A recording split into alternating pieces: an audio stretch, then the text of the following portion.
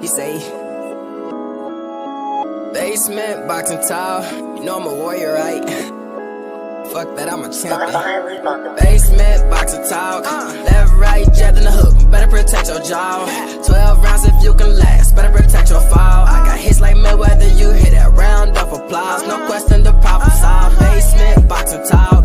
Left, right, jabbed in the hook. Better protect your jaw.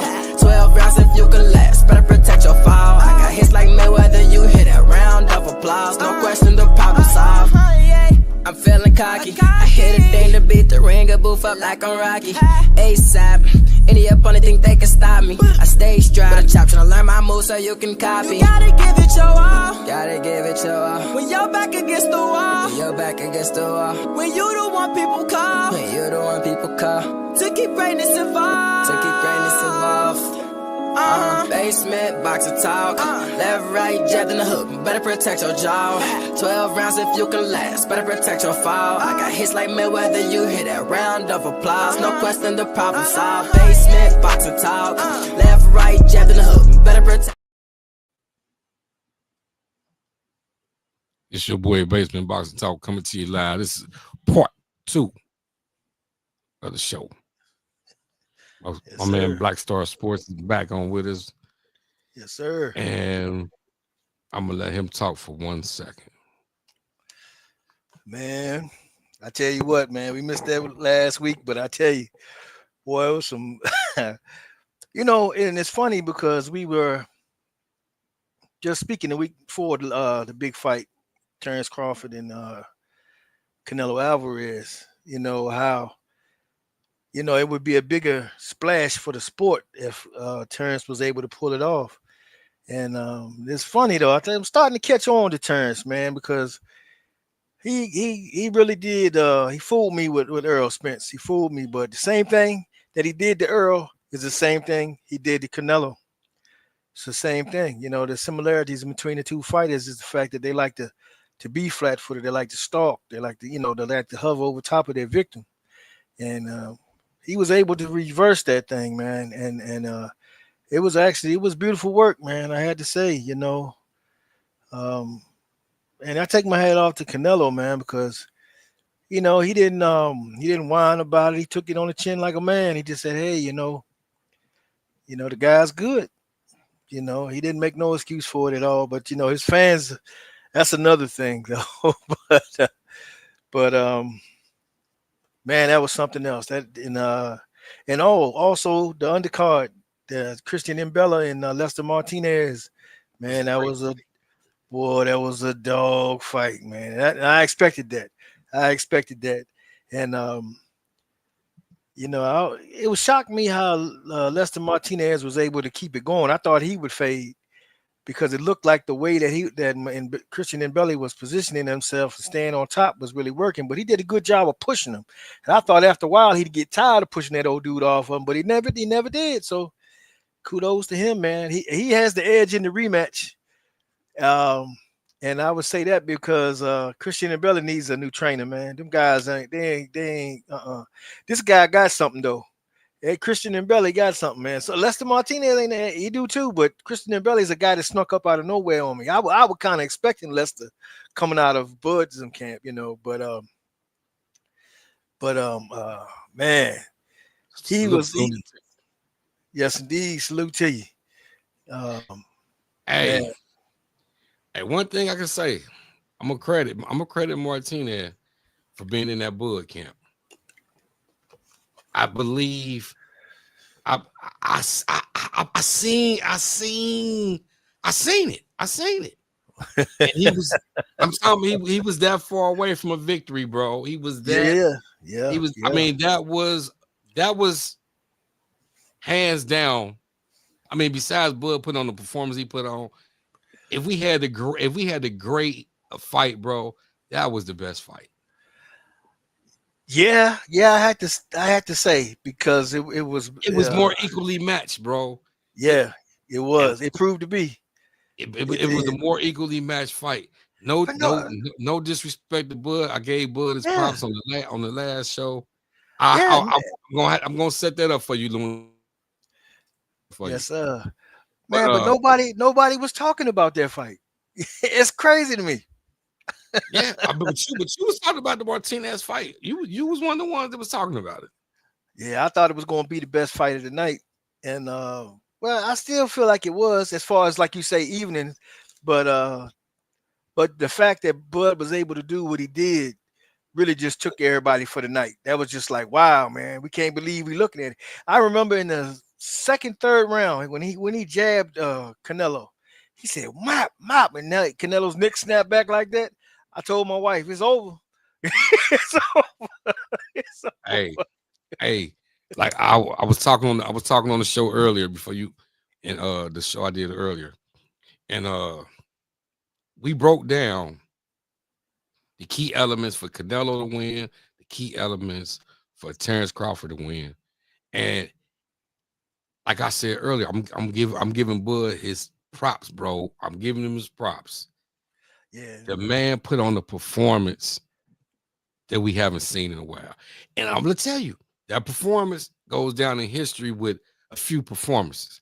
I'm not gonna go all into boxing history because there's a lot of them I'm gonna forget, but I'm gonna tell you this: Floyd versus Canelo was a whitewash. Crawford versus Canelo was a whitewash, but it was a different whitewash. yeah, And I say it was a different whitewash because we knew Bud had a jab. We knew Bud can move. We questioned, can he carry the weight, and he carried the weight great. yeah. But one thing I did not see coming was come the between the I think it was between the fifth and the seventh round, eighth round, when Bud was toe to toe. Man, he stayed in the pocket heavy, Exactly.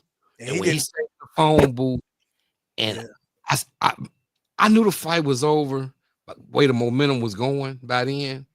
But when at that particular moment of the fight was like the critical point of Bud taking over the fight. It was like, okay, there's no way Canelo can come back from this. There's yeah, no way. yeah, And Bud, I mean, he did exactly what all the boxing fans wanted to see. He boxed, he moved, he stayed in yeah. the pocket, he Oh showed man, power. I mean, I he mean, it did it was great. all. Yeah, It was and and the beauty of it was the most important thing. Like we spoke the last time. It wasn't people expecting to run. It's not that he run, but he moves and he's strategic about his move. He moved just off at an angle, and he got extra long arms, and you could see it come in play because Canelo was trying to hit him, and he's like, damn, he's right there, but I can't get him. He's right here, and I can't get him, and he's just pop pop pop, and he's not punching no single punches. He's punching in bunches. Nice combinations and coming out there and spinning out. Canelo was trying to get him, and Canelo admitted it. He said, "Hey, man, I was trying to get him. It just wasn't there. I couldn't get there." Hey, kudos to him for that. for all those young fighters coming up or who then came up. Bud Crawford showed you exactly how to throw your hands. Yes, sir. It was times when he went in there and it was one, one, two, Yeah, then a 5-6 piece. yeah. And I'm like, yes, this is what we need. This is Oh, just this is what Canelo need. The motherfucker keep him from resetting. And he couldn't reset. He could not reset. no, no. The reset He- button was resetted. Yeah, he was so frustrated, and that's the whole point of the style, because in the aftermath of the fight, you got these fans, and you can tell whether they're casual or they're real boxing fans about how they saw the fight. Some people saying, "Well, he was running, running, running." I'm like, "Whoa, man, how you get that?" And then you got some guys that'll say, "Man, it was beautiful how he stayed in there and they went toe to toe." I mean, he stayed in there. It wasn't like Canelo had to look for him. He was always right there. And he was just trying to get to him, but just like I say, he was beautiful with them angles. He's over here, he's over there. He's never on that line. He off that line and he catching you, and he catching you, and he catching you. And everything that Canelo does is straightforward like this. This is how he comes at you. So when you at them off angles like that, okay, you taking everything off of him now. He uncomfortable now. He got to make adjustments just to throw a simple hook. Everything is off for him now, and you can see it. And in the 11th round, he was like, Hey, you just said the key word. The key word was I did not see Canelo make adjustments. It wasn't no adjustments made. It was straight coming forward, kept throwing the hook, kept trying to throw the hook. And the crazy thing was, man, that was a wonderful night for Terrence Crawford, bro. that was, man. I'm talking I mean, about it's like that man put on an orchestra that night. yeah. You know, as a guy who doubted him, and I wasn't, I was, I rooted for him, but when it came to Earl, man, I parted ways. And then he beat my boy like he did. But for him to come from the point where people trashed his resume and he didn't fight nobody, he didn't beat nobody, he too small, he can't do this, he won't do that, he's not going this, not going that. And then you go there and you beat the two baddest dogs in boxing for the last 10 years, and you trash him. And Canelo looked just like Earl did in that fight. They both was lost. And now people got to take their foot off the gas on Earl just a little bit, because people was trashing my boy Earl pretty hard, man. But after seeing that, you're gonna see what the difficulties was. But let me put the wrinkle in there for you. How do you go back and look at the Sean Porter fight now? Because Sean Porter was right there. Okay. And that right there, what you saying is the real definition of styles make fights. It is. Because the Sean Porter fight, I believe it was Sean Porter's style that was. I'm not saying Crawford had problems. It was difficult style for him to adjust to, but he made the proper adjustments when the adjustments was needed to be made. But see, Sean Porter works angles too, so they had a battle of angles going on. So that was a little bit more of a psychological thing going between them, where they got seen and unseen boxing. Say I never bet against Bud again. Oh no, man! I have my money on Bud. I have my money on Bud. Yeah, I had money on the draw on the show earlier, but then I wound up putting some money on Bud too. A friend of mine called me and he put some money on him. I said, man, you know what? I'm gonna follow you, bro. I'm gonna follow you. I definitely couldn't put my money on no Mexican over no brother, man. No, couldn't do that. Hey, it was a lot of them doing it, man. I'm glad you said that, because that was the reason I put the money on the draw. Now here we go. Let's talk about this. I scored the fight 9-3. I really had a 10-2, but I said, since I'm going for Crawford, 9-3. I scored each and every round. How in the hell did the two judges have it 115 to 113? That's the part of boxing that drives fans away, and then it confuses. I can understand the 116, 112, but two judges 115 to 113.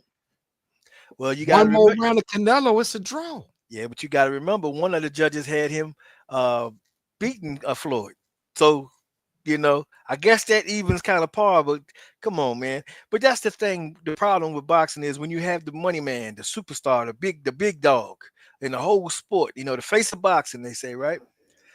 Boxing caters too much to those guys, man, that kind of staggers our fights. Because if it wasn't so, I believe he would have had that David Benavidez fight already. And look at them. He lost. WBC has him at number 1 already.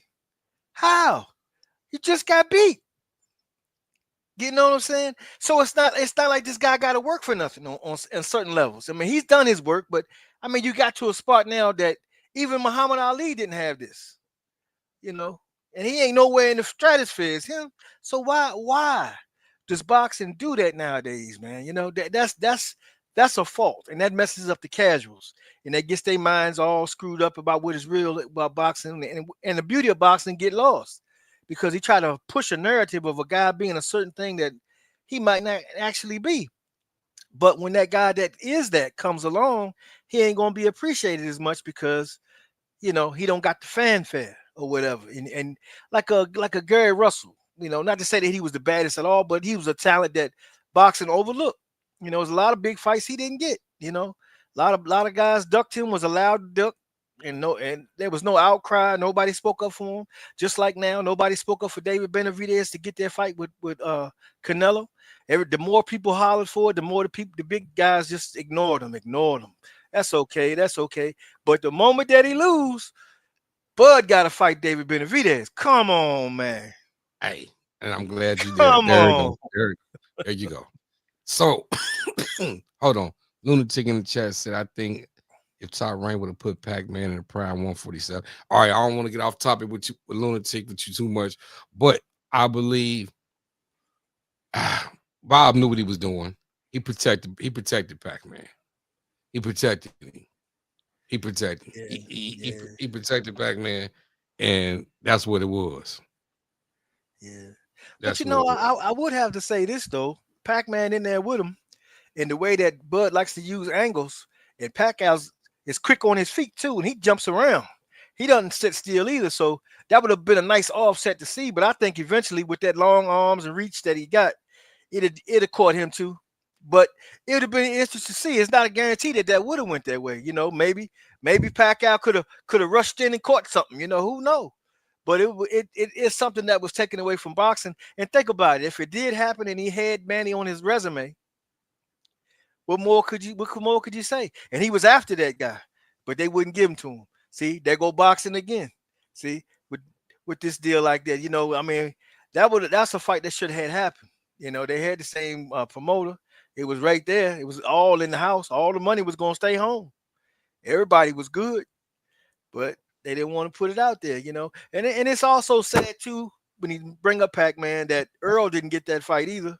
It's a lot of things in his career, but that Earl's another subject, man. But it's just pity how boxing can go, and it shows you that when you're out there and you're in there and you're getting it, you got to get all you can get while you're there. You can't mess around. You can't slouch or pass nothing by because you don't know what's going to come down the road where you get phased out, or people just say, "Oh no, we're not going to get that fight to you because you didn't look good against this other guy," and this might be the fight that just.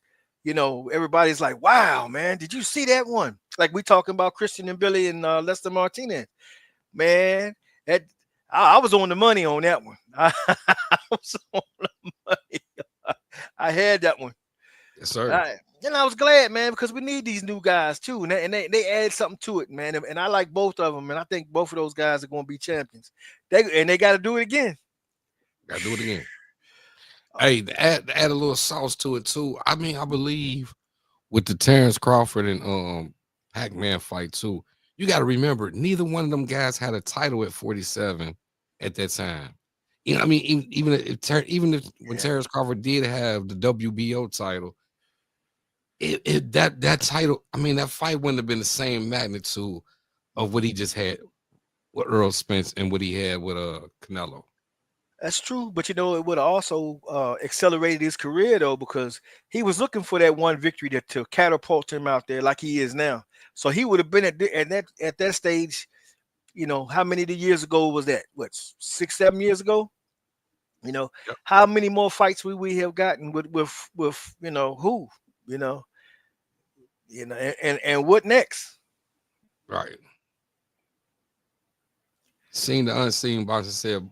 Bud would have ended Pac way before worse than he did. Oh, yeah. Oh, was Juan Manuel Marquez? Wasn't Marquez the one knocked him out cold? Oh yeah, Marquez did him bad. Man, it was so bad he was scared. He said, I see we got a few people in the chat, man. Hit the thumbs up, man. Hit smash the like button. Hit the share button, man. Share this show, man. It's subscribe to the channel. Yeah, okay. Yeah, we talking, Bud. Hey, this is what I want to talk about. 135 division.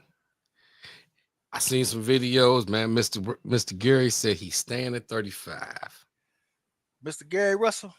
Mr. Gary Russell. So now I guess 135 has been invaded. We Man. got we got a lot of guys at 135, bro. Okay, 135 there. Wait a minute. We got Keyshawn ain't gonna be there no more. He too big for that now. Now listen to this. Why you sitting here? Why you sitting here thinking about that? Also, too, I seen where they were saying that I don't know how true it is that the WBO might be mandating the fight with T.O. and Keyshawn if T.O. don't take the fight with Oh, they already Shakur. did. They already did. Yeah, they did. They did it, but he can still pick the other fight because the unification is trumpet. But So I wow, want so I wanted to hear your thoughts on that, and then your thoughts on Mr. Gary Russell invading the 135 because we can't forget we got Abdullah Mason also at 135. We got some heavy hitters at 135. oh man, And Abdullah Mason is fighting for the WBO title. yeah, man. I tell you that young blood right there, man. Hey, it's something special right there. You So said, so listen to this. If Keyshawn, I mean, if Abdullah Mason is fighting for the 140 title, just for say, for instance, Abdullah Mason wins and says, I want to move up. He could maybe force a fight between either T.O., the winner of T.O. and Shakur, yeah, or T.O. and Keyshawn. yeah. T.O. ain't fighting Shakur. Not happening. Everybody can listen to that stuff all they want. Y'all go ahead. Teofimo Lopez is not. He don't want no smoke, man. He don't want no smoke. I'm not convinced that he wants some smoke because there's plenty of smoke there for him if he wants it. It's just pick and choose your smoke. It's everywhere out here. He ain't making no. Yeah, man. Abdullah But Mason too young. Huh? Hey, listen. Hey, I am a firm believer that this young guy is exceptional talent. We wasn't saying that Keyshawn was too young. yeah, This guy, Abdullah Mason, with 2021, he got 20 fights. He got more fights than Abdullah. I mean, than Keyshawn. yeah. He's also had some pretty good seasoned veterans he didn't went up against too. Pretty good solid fighters. You can't say he's ducked his way around. Mm-mm. So Early off, we can say. But yeah, in these last few fights, man, these last handful of fights, man, he been in some he been in he some he barn fought, he burners. fought, he He fought got some proven fighters. Yeah, he got sat on his behind too. And hey, he took it like a champ. He reacted well with it. He got back up and it happened and he kept on. He didn't seem gun shy or nothing after that either, which is rare. Especially first time you go down or something like that. You're gonna doubt yourself a little bit, but he never showed no signs of that. So that was a good sign. So it's looking good, but you never know. We'll see where it works. But T.O., I gotta go back to T.O. I can't let him go. I got him in my sights. This dude right here, I mean, why the WBO never took his title from him anyway? Remember they said they was going to make an announcement about what they were going to do disciplinary to him for all the racist stuff. He said they didn't do anything at all. Let him keep his title. Now they're talking about, but they got him in a vice now. Either he fights Shakur or he fights Keyshawn, or he gonna have to let the belt go. Don't be surprised if he let that belt go, y'all. Don't be surprised. The If man don't want T.O. no lets the smoke. belt go, his name is nothing. It's already nothing to me. He already nothing to me. When he sat in that ring and he looked at his people and do I still got it? You done, buddy. You done. And he been moving funny ever since then. Ever since then. Why wouldn't you have already made it? Why you didn't make the Devin fight? How come Devin is fighting old boy from Atlanta? When you could have had that fight. Everybody was planning. This is the big deal. And for some reason, it's a segment of boxing fans that actually likes T.O. That actually likes this guy.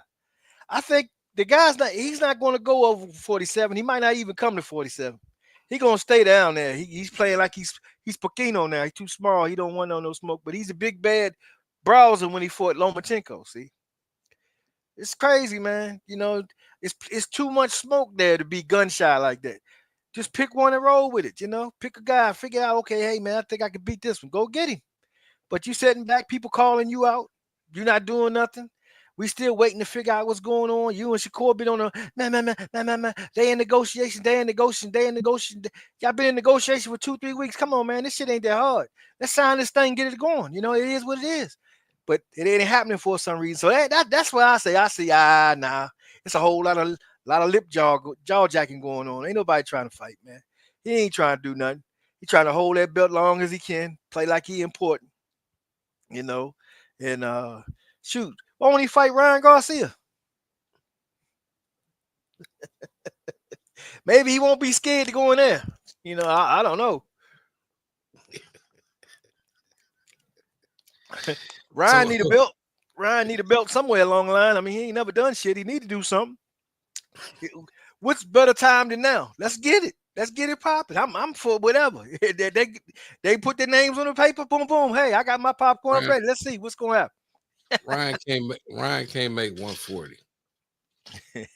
Shoot. Yeah, he proved that. He never even tried to, you know.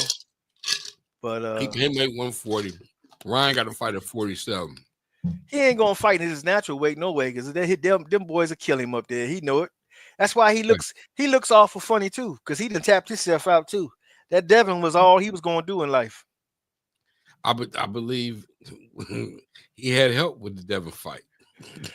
Yeah, he had a lot with that, man. And it's sad though that he still don't get no kind of you know, he still got a slap on the wrist for that.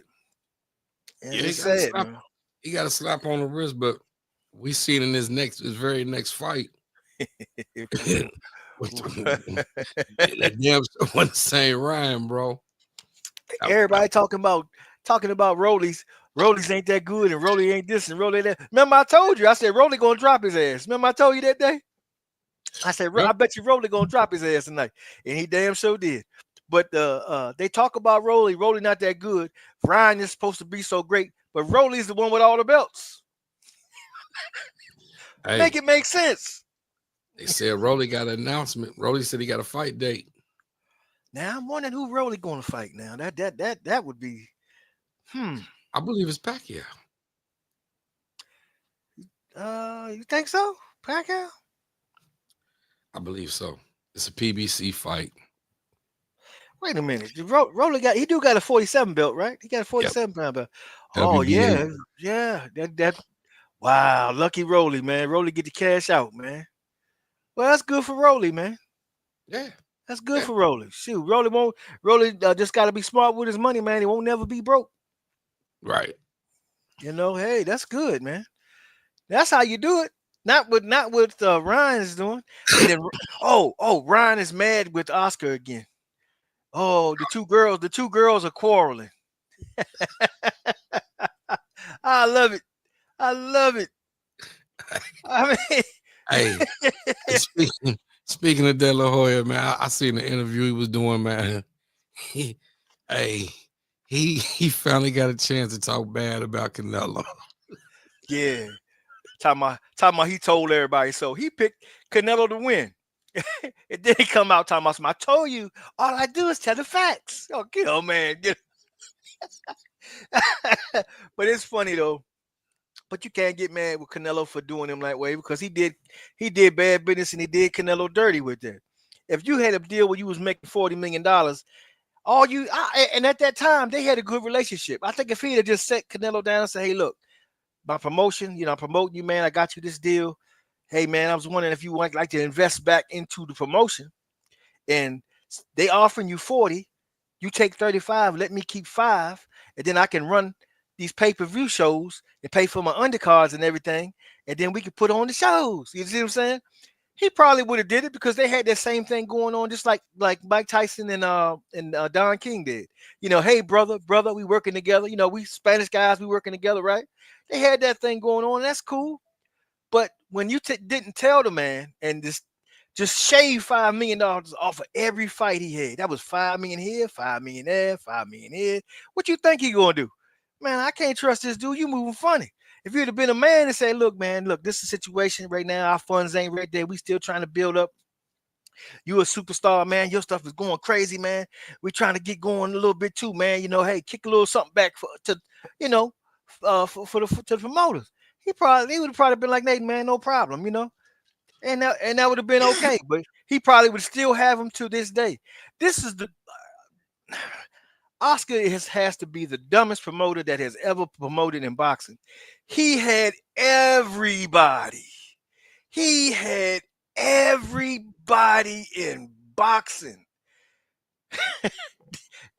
All the top fighters was with Golden Boy at one time.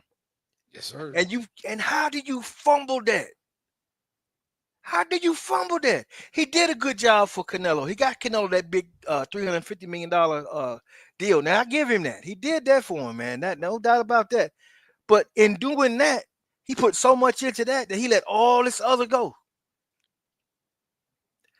That's crazy. And look what Golden Boy is looking like right now. Golden Boy is like the small fry promotions out of all of them out there. They almost over there with Salido Promotions. And then he's another guy can't get a guy a belt, man. You got Ryan Garcia, never had a belt. You got Virgil Ortiz, he ain't really got a belt. He got some interim thing. That's an email belt, right? At least that's what they was calling it when Devin got it. Right. But now, you know what I'm saying? But then don't get me wrong. I like Victor Ortiz. I mean, Ortiz, Texas boy. But but now he got to fight. He got to fight now. Now this one right here got my ears perked up. Him and Lubin, man, that's gonna be good. A lot of people putting Lubin out, man, but I think it's gonna be a hell of a damn fight, though, man. It could go either way. I can see either guy winning it. Yeah. I really got it. Take me some time to figure this one out. I got Lubin on this fight, bro. I'm gonna take Lubin. I'm taking Lubin. You going on the Lubin train? I'm going Lubin, man. Lubin putting the work in. Yeah, because he went in there with the big old Inferno. If listen to this, man. Besides the Charlo, him getting knocked out by Charlo, the other loss is to Fandura, right?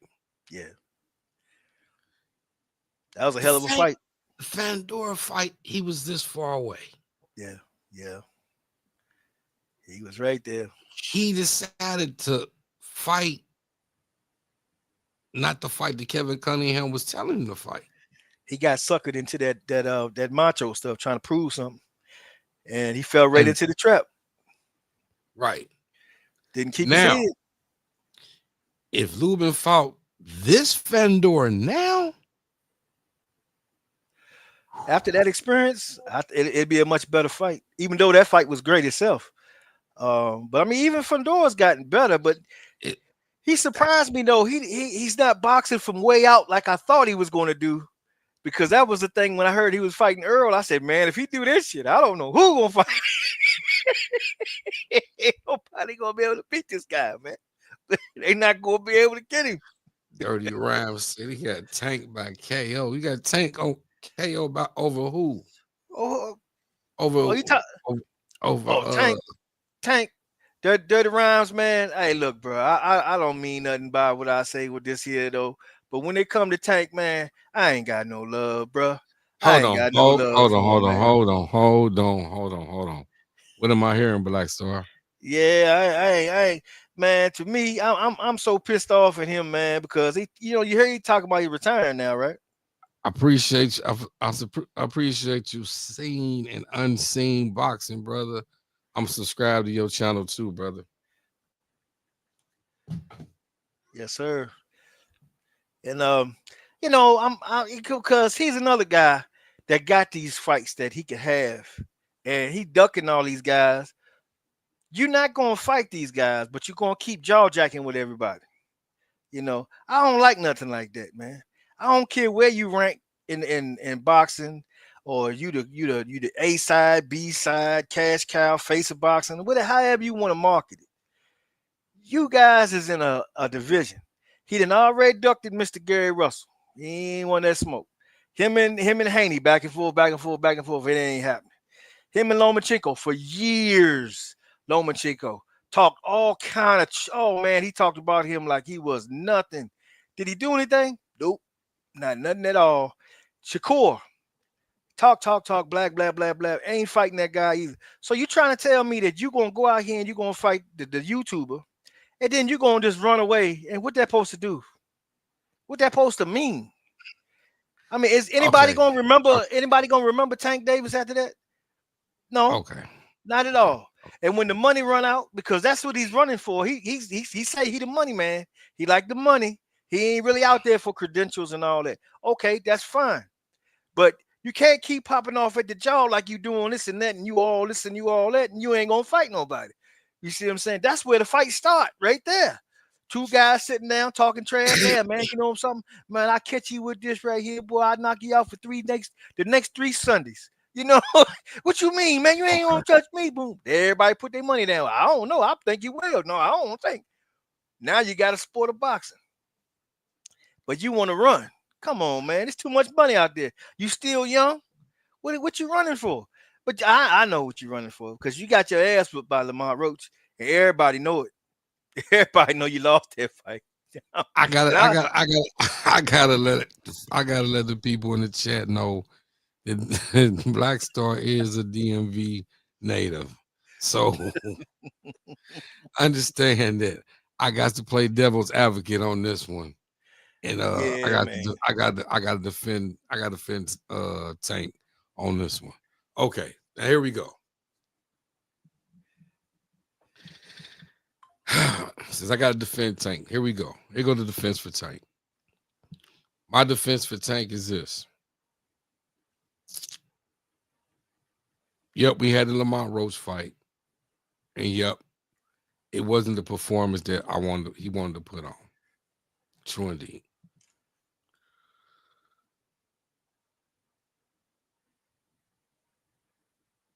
Schofield.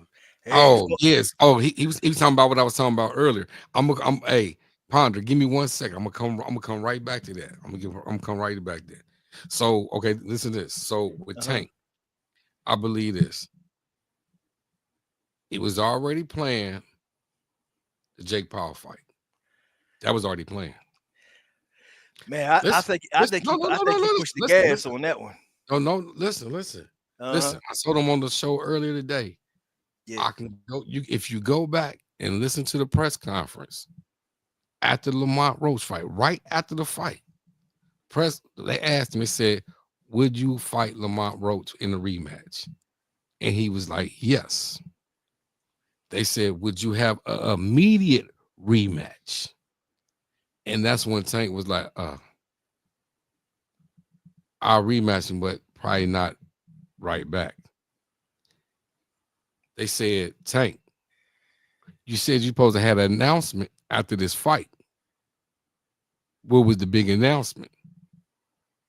Tank ain't say nothing. They asked Tank, was the big announcement supposed to be you was gonna fight Shakur Stevenson? He said he wasn't in my locker room. Jake Paul was in his locker room. So this is what I'm saying. Remember Tank. Remember this. A lot of people thought Tank was perping when he said, "Hey, I think I signed one of the biggest fight deals next to Floyd." Remember a lot of people thought he was lying. Yeah. I believe this was all in the makings with that. That was already in the makings, bro. This was already in the makings. So I believe if the Lamont Roach and Tank fight would have had better numbers, meaning pay-per-view wise, because he sold out the Barclays. They sold that out. He did tremendous numbers on the gate. Yeah. But the pay-per-view was at one of Tank's lowest. That means a lot of people streamed the fight.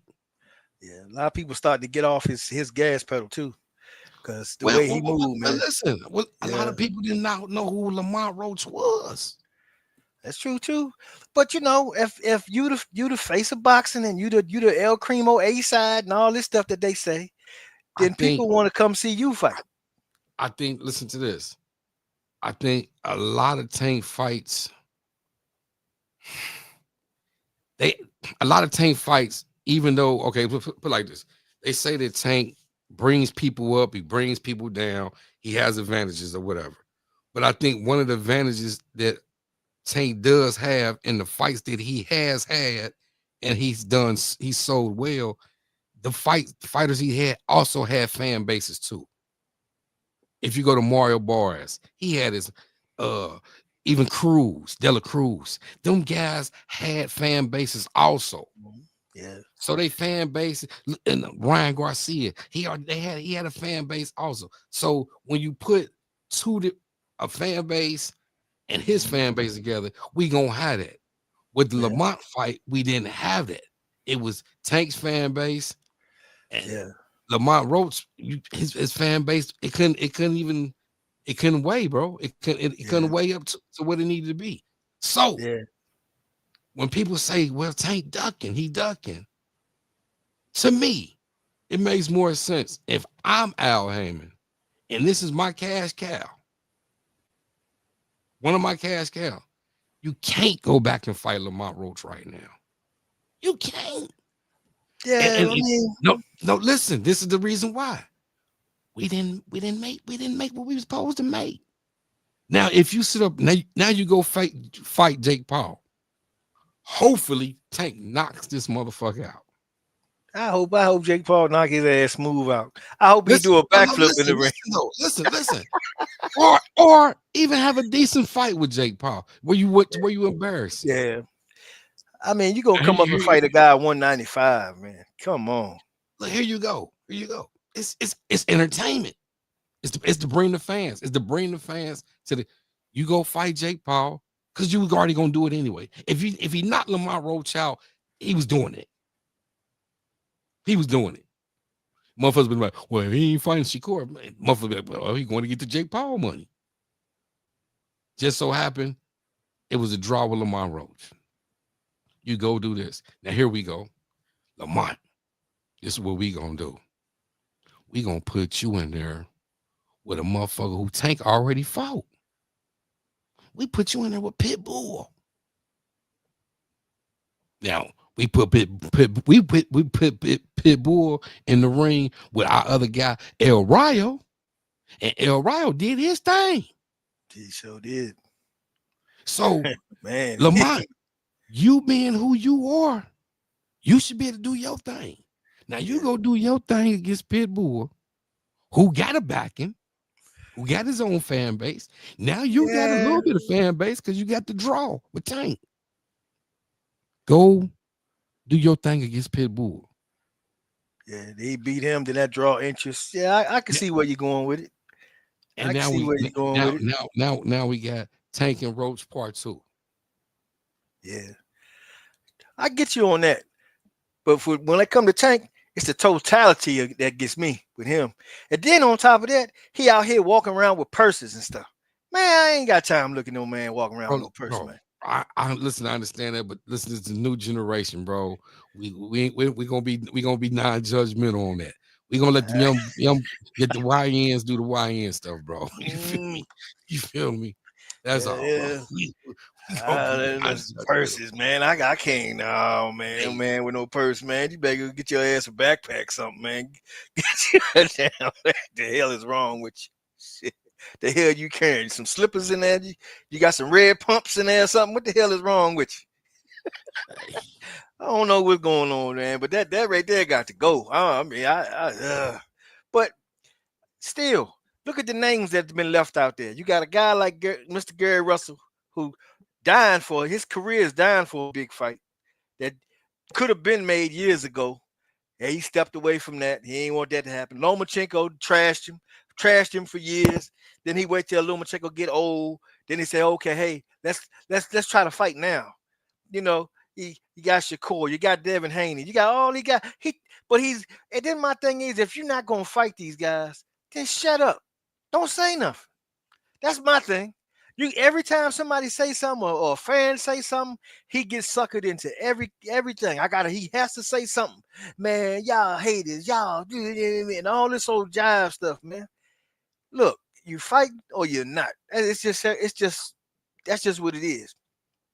For this guy to do this and I mean, the Jake Paul thing, I see it's a money grab or whatever, but it's also dangerous too. This guy 195 pounds, man. What I mean, here is Tank.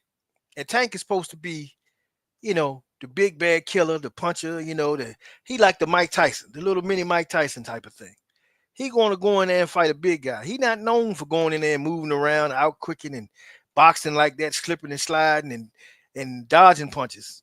So when you get in there with this big guy who's going to just go in there, he got the ability to out bully you. I mean, that's pretty much already know going in there. He gonna push you around the ring. If he's smart, that's what he needs to do. But you go in there like that. That's man. That's taking a hell of a risk. And then I posed one thing just to switch gears just a little bit. And if you notice, right after that fight was made, you saw Floyd Mayweather come out and say he fighting who?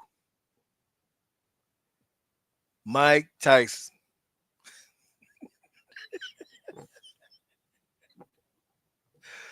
Man, and everybody know Mike had a little thing against Floyd, but Floyd and Mike, I mean, ain't nobody really talking about it yet. But when it get close to fight time, man, it's gonna be jumping because everybody want to see Floyd get knocked smooth. Hey, listen to this. Everybody want to see him. Hey, I don't believe it's gonna happen. Huh? I don't believe it's gonna happen. You don't believe that one? I don't know, man. That sound like that seems like more of a deal. Listen, this is one of the reasons why I'm gonna say this, because every time certain fighters, I'm not gonna say their names, but every time certain fighters mention they have a fight or as fights coming up, Floyd always tries to draw the attention towards himself. It's still in the attention. Yeah. He had to get in there. Listen, I believe this is not going. Listen, hold on, bro. Mike Tyson could barely even pass the physical to even do the Jake Paul fight, bro. Yes. So I mean, and then people say, well, hold on, man. Mike Tyson looked good on them clips.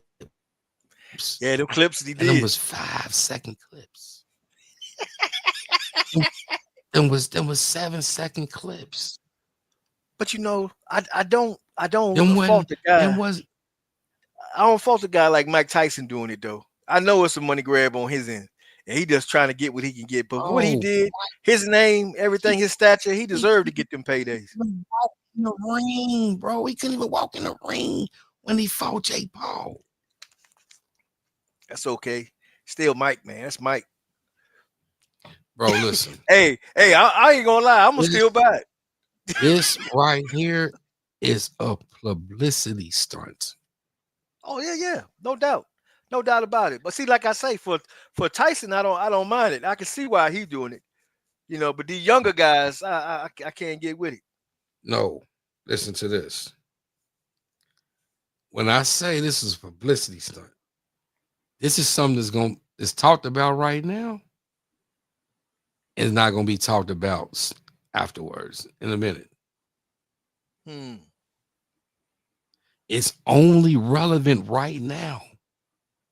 Oh yeah, because certain fighters got fights. But see, this is what I like to see boxing use this fight, because this is here going to bring a lot of casuals. It's going to bring a lot of eyeballs. I don't know where they're going to have it on or whatever if it pulls off, but this is where you bring guys. It's going over your head. It's going over your head. You missing me? You missing me? I'm not seeing it. It's not going to happen. It's only being talked about. Well, because it's on. Man, listen, Mike, I give you a couple of dollars. We're going to attract the attention from Instagram, the attention from everyone. It's going to pay what I got to give you. Oh, no doubt about that. It's no way in hell that Mike Tyson and Floyd are going to have an exhibition, bro. I guarantee you. Guarantee This it. I'm Oh, all right. guaranteeing it, bro. This because I'm telling you, because if you go back, every time certain fighters fight, he comes up with something to draw the attention away from these fights. Yeah, that's What why it came up right and what behind Javante. and what's bigger than to sit up here and draw the attention? Tyson and Floyd. Exactly. That's why I say if the Javante fight happened, that fight going to happen because he has to out. He has to one up Javante. I believe I guarantee, they I stuck in it. hey, hey, You don't like believe you it. said, I don't believe it, bro. I do not believe it. I do not believe it, bro. We seen the same move done. Ah, man, I don't want to expose my hand. Man, we seen the same move done with certain other prime fighters, bro. With with the same from the same guy. Yeah, yeah, man. You know, So what? So what? So if it wasn't, if it was real then, if it was bullshit then, why it ain't super bullshit now? When he just showed it to us, this one got to be the real one. and you know, like I say, but and if those fights happen, I believe it's going to be some type of agreement made, just like that Mike Tyson Roy Jones fight. That wasn't realistic, but anyway, I don't mind it because it's like this. I just like to see boxing take that and use that to draw in fans, but use the undercard to put guys on there like Lester Martinez, freaking shoot, we were just talking about the young dude from Ohio, Mason. Put them guys on there. Put the Carmel Moulton on there. Put a few of them guys in there. Even if they fighting a mid tier guy, just put them in there, just to give some people some eyes or something to see.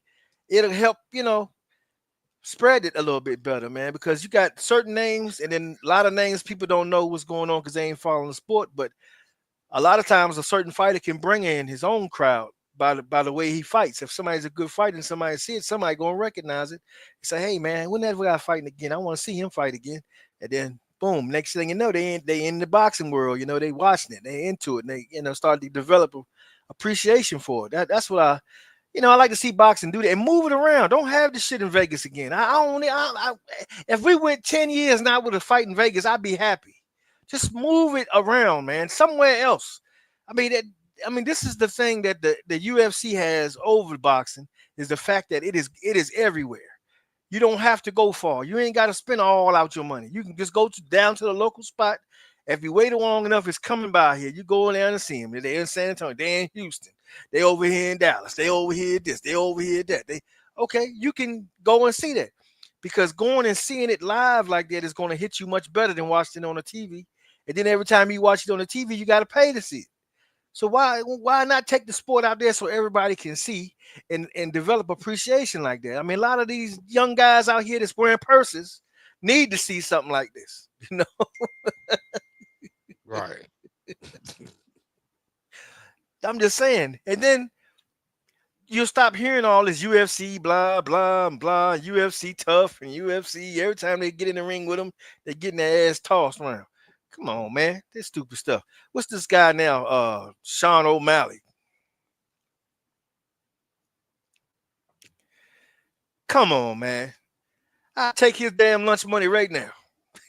What he gonna do out there with his 75 different hair colors? Talking about I want to fight Javante. And I think he's like what 165 or something like that, 170 somewhere in there like that. But he wanted to fight the little guy. Why he ain't call out Bud Crawford? Yeah. Yeah. I just get so sick of these people always acting like UFC so tough and they doing this and they doing all that. More people die boxing every year than they do in the UFC. So how bad is it really? You know, if they eliminated all the rules, then I can see what you're talking about. Well, you can break and you can do this, and you can't tap out. Then you go out there and the mug get you in that submission, and you're not allowed to tap out. What's gonna happen then? Then I might say, okay, well maybe you got a point there. But as long as you can tap out, you ain't got to worry about that. Boxing, once he hit your motherfucker ass, you ain't got no choice. If you're going out, you're going out. That's all she wrote. You better hope you got a referee like Tyson Fury had that first fight against Wilder. He get all the way over there, get down on both knees and scream in your ear. 1, 2, get your ass up. 3.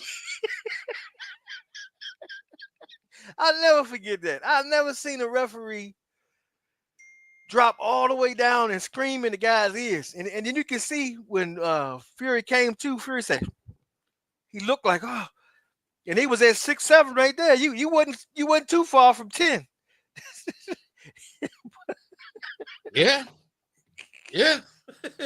That was a hell of a fat night, man. That was a hell of a fat night, man. Yeah, if all these promoters come together and they start to think like me, man, what happened to Tuesday night fights, man? God, how you just gonna let the thing go away when it was I mean it had steady ratings. It was a hit. Guaranteed. Why would they let that go away? Tuesday night, Friday night fights on ESPN. You know, I mean it's yeah. But you know, and UFC is becoming more of a cult thing because the word of it spreads more better because of the way that they market it out and move around with it. They're not even making no money. Boxers making money, but why are they not getting the commercials? You know, it's crazy. I see Canelo get some commercials. You know, you see him on Modelo and this other thing. He was he got a bunch of them.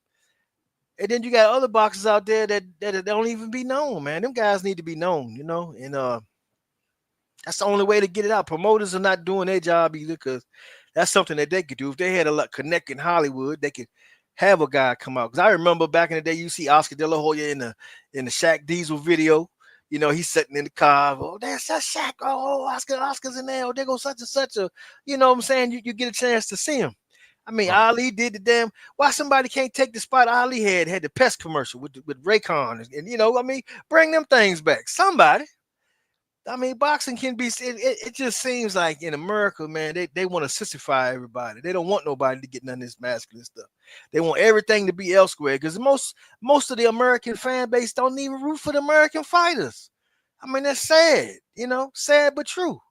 And it's like, you know, come on, man. You know, then you got this momentum now in politics. Everybody's talking America first. But then when it comes to sports, we rooting for the Ukraine. Come on, man. The hell is going on around here? but that's why I like what's this guy that is on Sean Porter's podcast? Man. Which Sisso one? was his last name? The white guy with the his name's Sean too.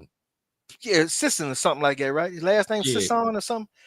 He was saying, man, he has pointed that out though. He said, I root for these guys. These guys are my countrymen. And I root for these guys, you know. And I'm like, hey, that's cool. That's how it should be. That's how we grew up. You watch the Olympics, you're rooting for the American team. You ain't rooting for, let me see what Botswana doing, you know. Ponder put his name in the chat. Sean Zittle. Thanks, man. Appreciate you. It was there somewhere, you know. You got to watch his old folks, man. It'll be a name sitting over here, man. Sometime I can't get that one out. Yeah, man. Appreciate you. Yeah, but I thought that was cool. You know, it was a thing to be said. You know, I know since the big fight, man, everybody's been, you know, putting have you heard this? CompuBox had Canelo outlanding Bud. Do you think that's possible? No. I don't either. I can't see it. Listen. Man, listen. When I say that Bud fought a phenomenal fight, bro, I mean, listen, bro. He kept the phone on the hook. And the punches that people thought he was getting hit to the body with, them was blocked, bro. Them punches wasn't really tapping the body. That was tapping the arm because Bud was dropping the arm and he was keeping the phone drop. And when he skirted, it's like, hey, bro, that's why I say that was a It was performance, beautiful. bro. It was Because beautiful. every time Bud moved and Canelo chased him with the hook, Bud dropped that arm and he was catching the hook. So I mean, it's no way. And do you count that as a punch? It's a block. So this is and that's why I bet it on the draw on that, because listen to this. We have us fans scoring the fight. Yeah. We had a commentator scoring the fight. Then we had the judges scoring the fight. Now the commentator agreed with the fans, with the non-delusional fans. 9-3, 8-4 divorce. Yeah. Wow. Okay. And you know, it's really similar to Devin Haney and Lomachenko fight, because immediately after both of those fights, it really wasn't no question about who won the fight. And then as the time goes on, a case builds up. And I'm like, how is that possible? We all saw the same fight the same night.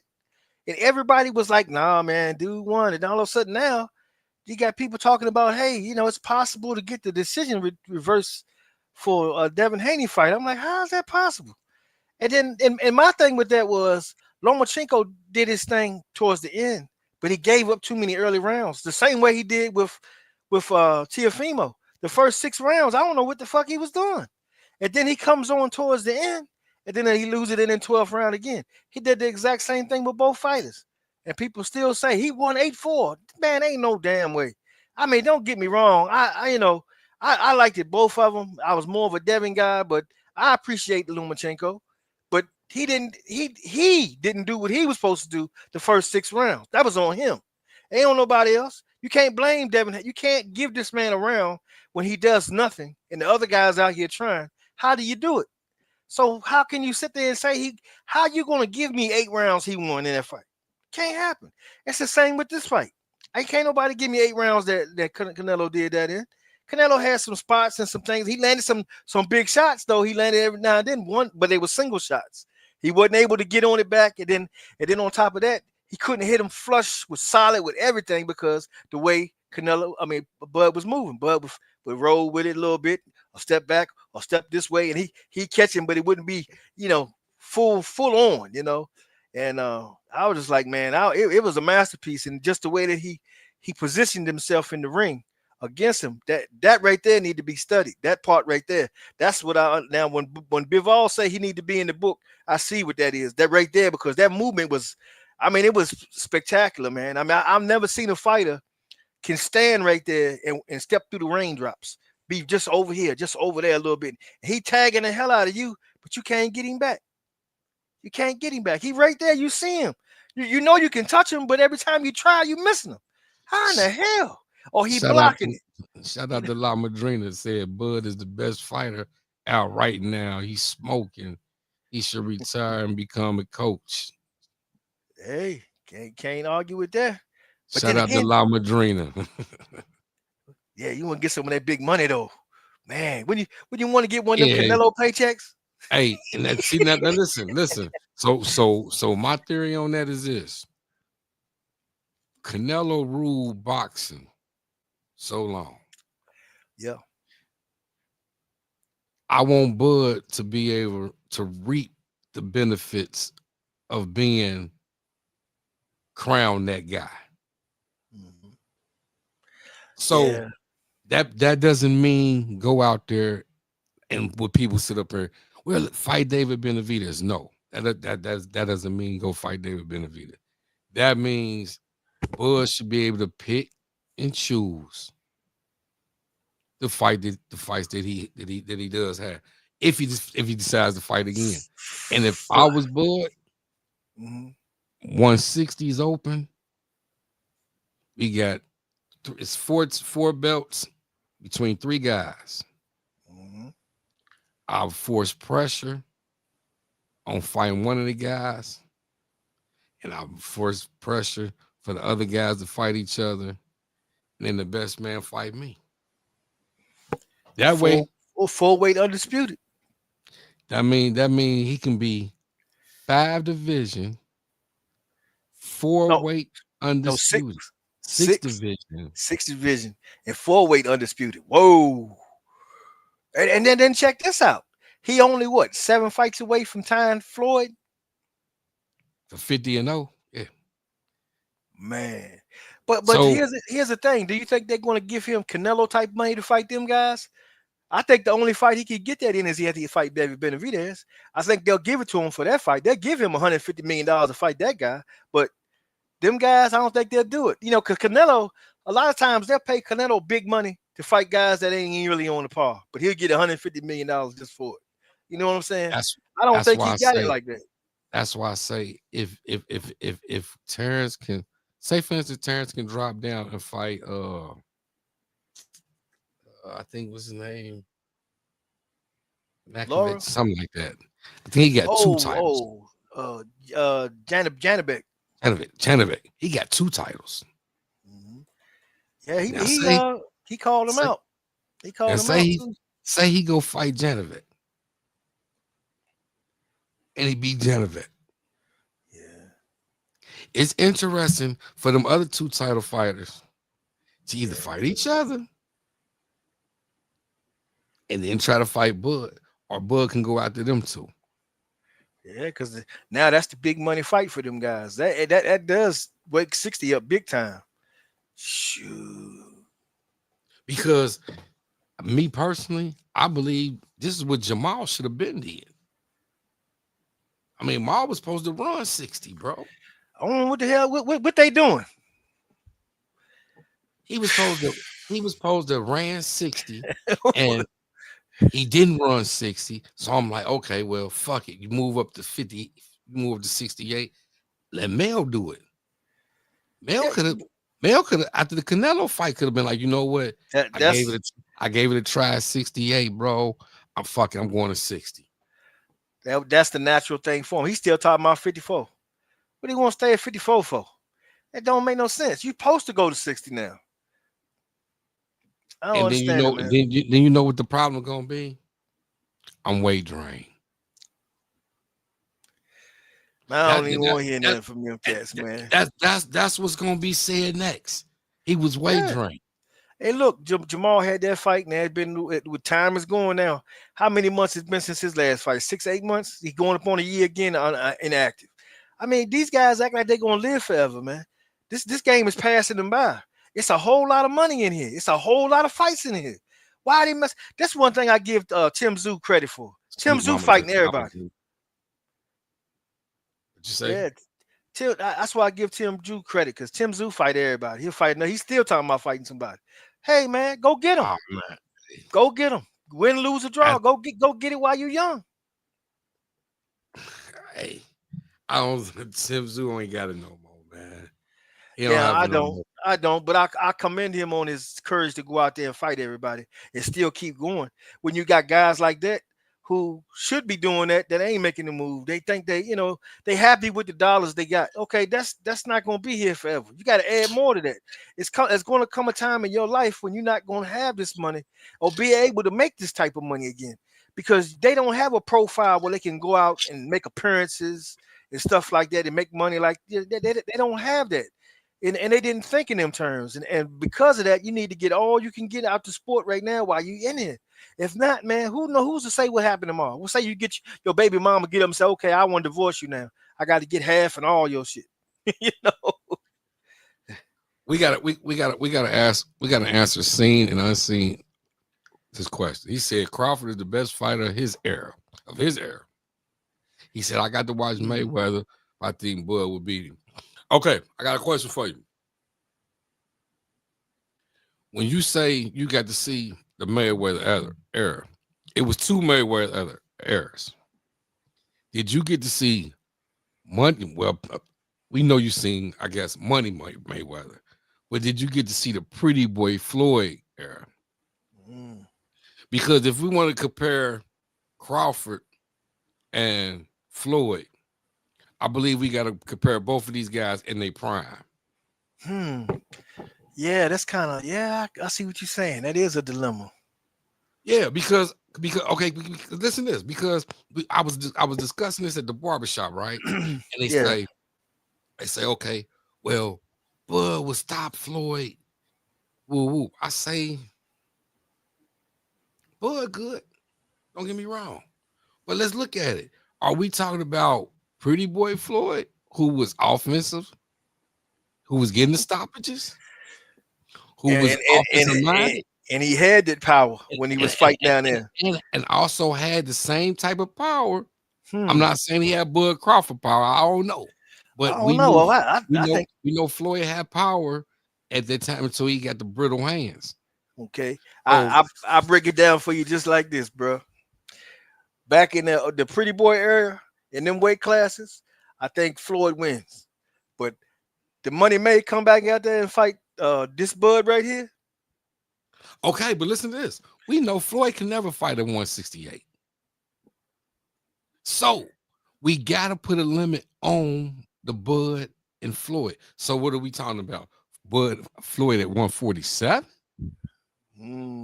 Yeah, well, I guess it almost had to. Well, I guess it could be 154 because he fought Canelo at 152. You know, but That's I what I'm just don't. saying. I think at that point right there, I think Floyd was really getting out of his natural where he should have been fighting. He should have been fighting them bigger guys. He was really a smaller guy, and I think that at that time, because his power went first. And that's not normally how it goes. So that kind of tells you kind of overreaching where you need to be fighting at. Listen. So do we take a prime Bud at 130 and 40? I mean 135 and 40 against a prime Floyd 135 40? Or Okay, do now we do it that's at 47? yeah, damn. Because one of the arguments a guy said was this: Bud versus Madonna. Bud stops Madonna at 47. 47, man. I mean, he left a trail of tears, and mine is some of them. He left a trail of tears in 47, no doubt. I was that digging. I think my eyes was bleeding them days, Jack. But yeah, that's an interesting question, man. That really is. It's kind of hard to but Floyd was so overall solid back then. And to me, he was better than he was later in his career because I say skill wise, but he did develop a lot of wisdom that he was able to overcompensate as he got up higher, when he fighting those guys. But back then, man, it was just obvious that there was nobody that could beat him. Back in the Pretty Boy days. So that's the only way I could break it up. 135, 140, man. Woo. But you gotta also dang. I guess that's one that's gonna always have us perplexed because Bud, like I say how he work his angles and stuff like that. And then you're gonna have Floyd with great feet, and he likes to work angles, and he's moving, he's quick, and he likes to set traps and catch your timing and all that stuff. And he's really, both of these. I mean, that would be a classic fight, though. I mean, man, I don't know. I can see it going either way, to be honest with you, but that's a hell of a fight, man. I can't say nothing 100% though. That's one thing I say. When you think about it, you go, damn. Yeah. Hell, maybe they should do an exhibition. Bang, bang. Hey, I wouldn't be mad at that one. Man. I wouldn't be mad at that one. And you know what surprised me about that the aftermath of this is to see how many Mexican fans Bud got. And come to find out his childhood friend did the song from the movie Desperado that he came out with and everything. And I'm looking like, dang, there's a lot of Mexicans like Bud. I would have thought that Earl had more Mexican fans than Bud did. So that tripped me out because I didn't think, I mean, well, I don't know Maybe, nothing about Omaha, but maybe, I didn't think there were many Mexicans in Omaha. maybe the fans transferred. It could be. He get a lot of respect, man. So I mean, shout out to him, man. I mean, when you got a guy that's going out there and he's putting it on the line to show that hey, I can do this, and he believed in himself, and even when everybody else didn't, man, and he went through there and he knocked all those obstacles down and he achieved all those things. You cannot take it away from that guy, man. I mean, that's hey, I got to give it to you, bro. He showed me something, man. And hey, I like to give a guy his due, man. I ain't nothing choice but to give it to him because he earned that. He earned that. He went out there and did that. He took my boy and bust him up, hurt my feelings. And then he went and got Canelo, did him next. I'm like, hey, where he come from? He ain't supposed to be in this mix. Before up, he got Bud. Yeah, I feel like that too. You know what I'm saying? I have to break it up that way. I think he's more likely at that time, but man, you just never know. Guys, that'd be a hell of a chess match to watch. Some people will say it's boring, but shoot, that's something good for boxing. He said Floyd would never do a motherfucker. He'd never do that with Bud. Shoot, I tell you, man. Because he hit Canelo with some stuff and he moved his neck back. And, I'm like, man, I know a lot of people talk about the one where he was kind of like trying to go with it and they got caught and they got spun like that. It still was good enough. Yeah, I mean, it hey, listen, I can't say nothing but listen to this. The only thing I can say is that it was a few times in the moments in the fight where I felt Bud could have got him up out of there if he really pressed it. If I think it was the 7th round, the 9th round, 7th and the 9th round. I think there was 2 of the rounds that I'm like, damn, Bud can actually get this motherfucker out of here, bro. He about ready to tap. But I salute Bud for sticking to the game plan and shout out to Bo Mac and the whole team, bro. It's the whole team, bro, because they came with the perfect game plan. Yeah. And shout out to Bud for executing and doing exactly what they say. Because I was wondering, like, damn, why is he staying southpaw? But he couldn't get hit. Same thing he did, Earl. Same thing. Yeah. I say, how you going out southpaw? Showed me.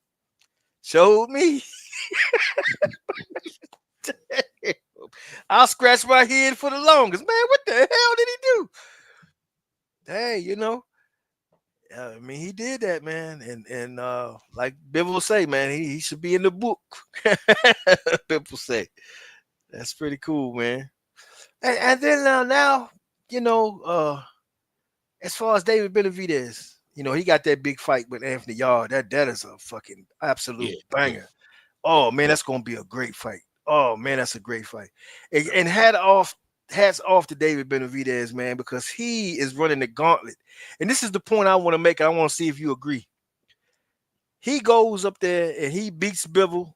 He beats Better BF or whatever. He's undisputed at 175. Does he need to fight Canelo? Nope. He don't need to fight Canelo, period. If I'm listen to this, and I said this on the show when I did earlier. Did you miss? Yeah. Hold on. What did he say? He said the press was there. Press was there, but it was dangerous. Oversaid you might be in Depends. Okay. So David Benavidez was truly, to me, the boogeyman of 68. He was the boogeyman of 68. Now, you can go back 4-5 years ago when Canelo started this path when Benavidez was stripped from his title. He went on the European path and collected belt after belt after belt after belt. He became undisputed in 1 year. Oh yeah, they lined it right up for him, and they told David Benavidez to go to 175. And then David Benavidez stayed Canelo's mandatory for 3 years, 4 years.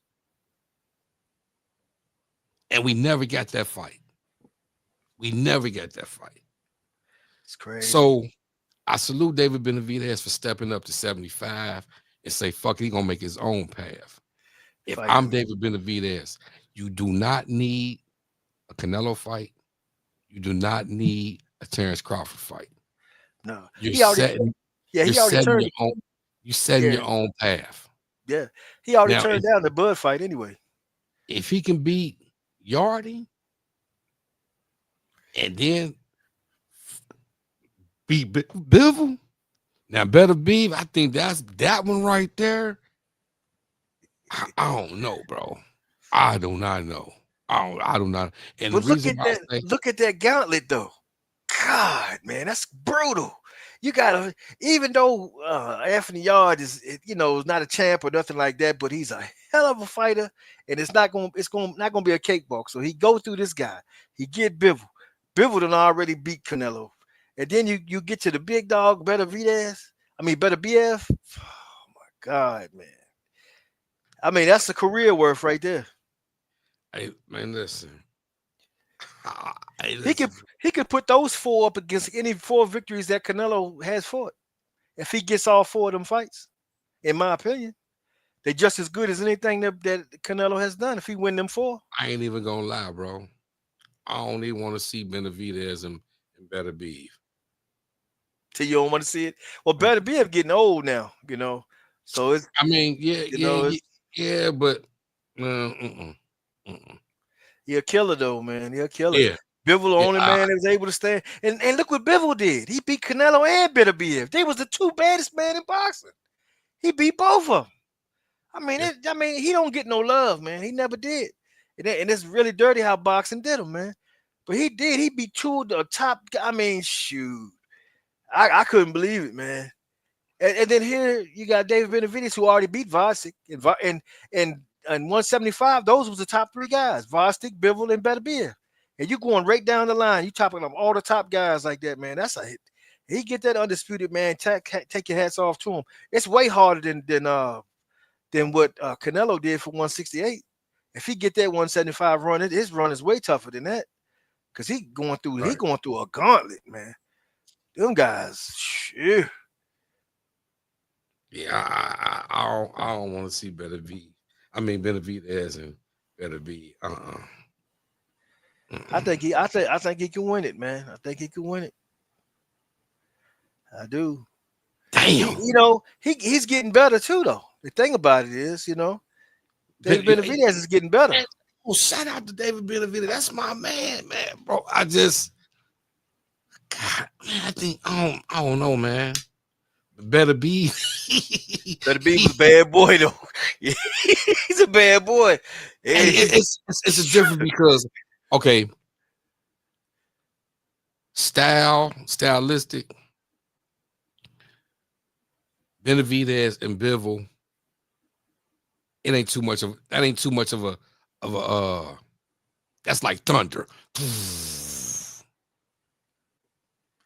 Yeah. Better Beef and Benavidez is like a tornado. Man. Hey, you don't know what the fuck can come out of it, bro. Because guess what? If Benavidez get into a brawling match with Benavidez, I don't recommend that. No. But I'm just saying that's why I'm saying I do not want Benavidez to even fight Better Beef, because them styles right there, if their styles get to clashing, that's a tornado. Yeah. Somebody gonna get hurt, bro. At the end of that, somebody. Now I could see Benavidez and Bivol fighting and nobody being hurt. We watching a good fight. Somebody maybe getting beat up. But Better Beef and Benavidez, bro. Yeah, but that's like a heavyweight. That's almost a baby heavyweight fight. Yeah. Better Beef is George Foreman. He's George Foreman. Let's just go ahead and say it. 175, that's George Foreman, man. I'm trying to protect Better Be There, bro. That's all. I'm just trying to protect him. He young, bro. He don't need Hey, that. He don't need that. He don't need man. that. Hey, I go tell on you to though. fight these other guys and let Better Be retire, bro. I don't want to see. I don't want to see that, bro. I don't want to, because I But can see that. I can see that just being fireworks, bro. yeah, It's yeah. gonna. It's fireworks. Oh It's man, it's a great fight. And hey, everybody's sleeping on Bivol and Better Be a rematch too. People talking about I don't want to see it. What are they talking about? These two guys right here, man. Come on. What you mean you don't want to see it? And then and just like you were saying, you didn't want to see Benavidez fight Beterbiev. But if Bivol beats him the second time, there ain't no reason for no third fight. Then you have to fight Bivol. Then you wouldn't have to fight Beterbiev. You see what I'm saying? So it could well, work out okay, that way well, okay. for him Listen to too. this. Okay, did you have Bivol win in the first fight? I had Beterbiev winning it. But it was awful close. I was surprised how close it was because I was looking for the knockout. I thought it was coming any moment. And I was waiting and waiting, and it didn't come. But that's a testament to Bivol, man. Bivol he don't get the respect he deserves either, man. A lot of people, I understand the monster in a way, and I'm cool with that because I like monster too. But Bivol, man, when he beat Canelo, he didn't really get his flowers for that. He didn't really get it for that. Like he did it, and everybody said, "Well, he's just too big," and they just turned the page and went on with life.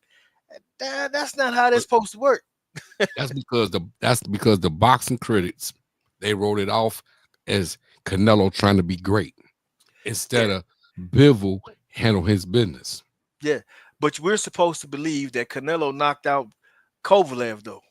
But he's too small for Bivol. But Kovalev, come on, man, it's not even consistent.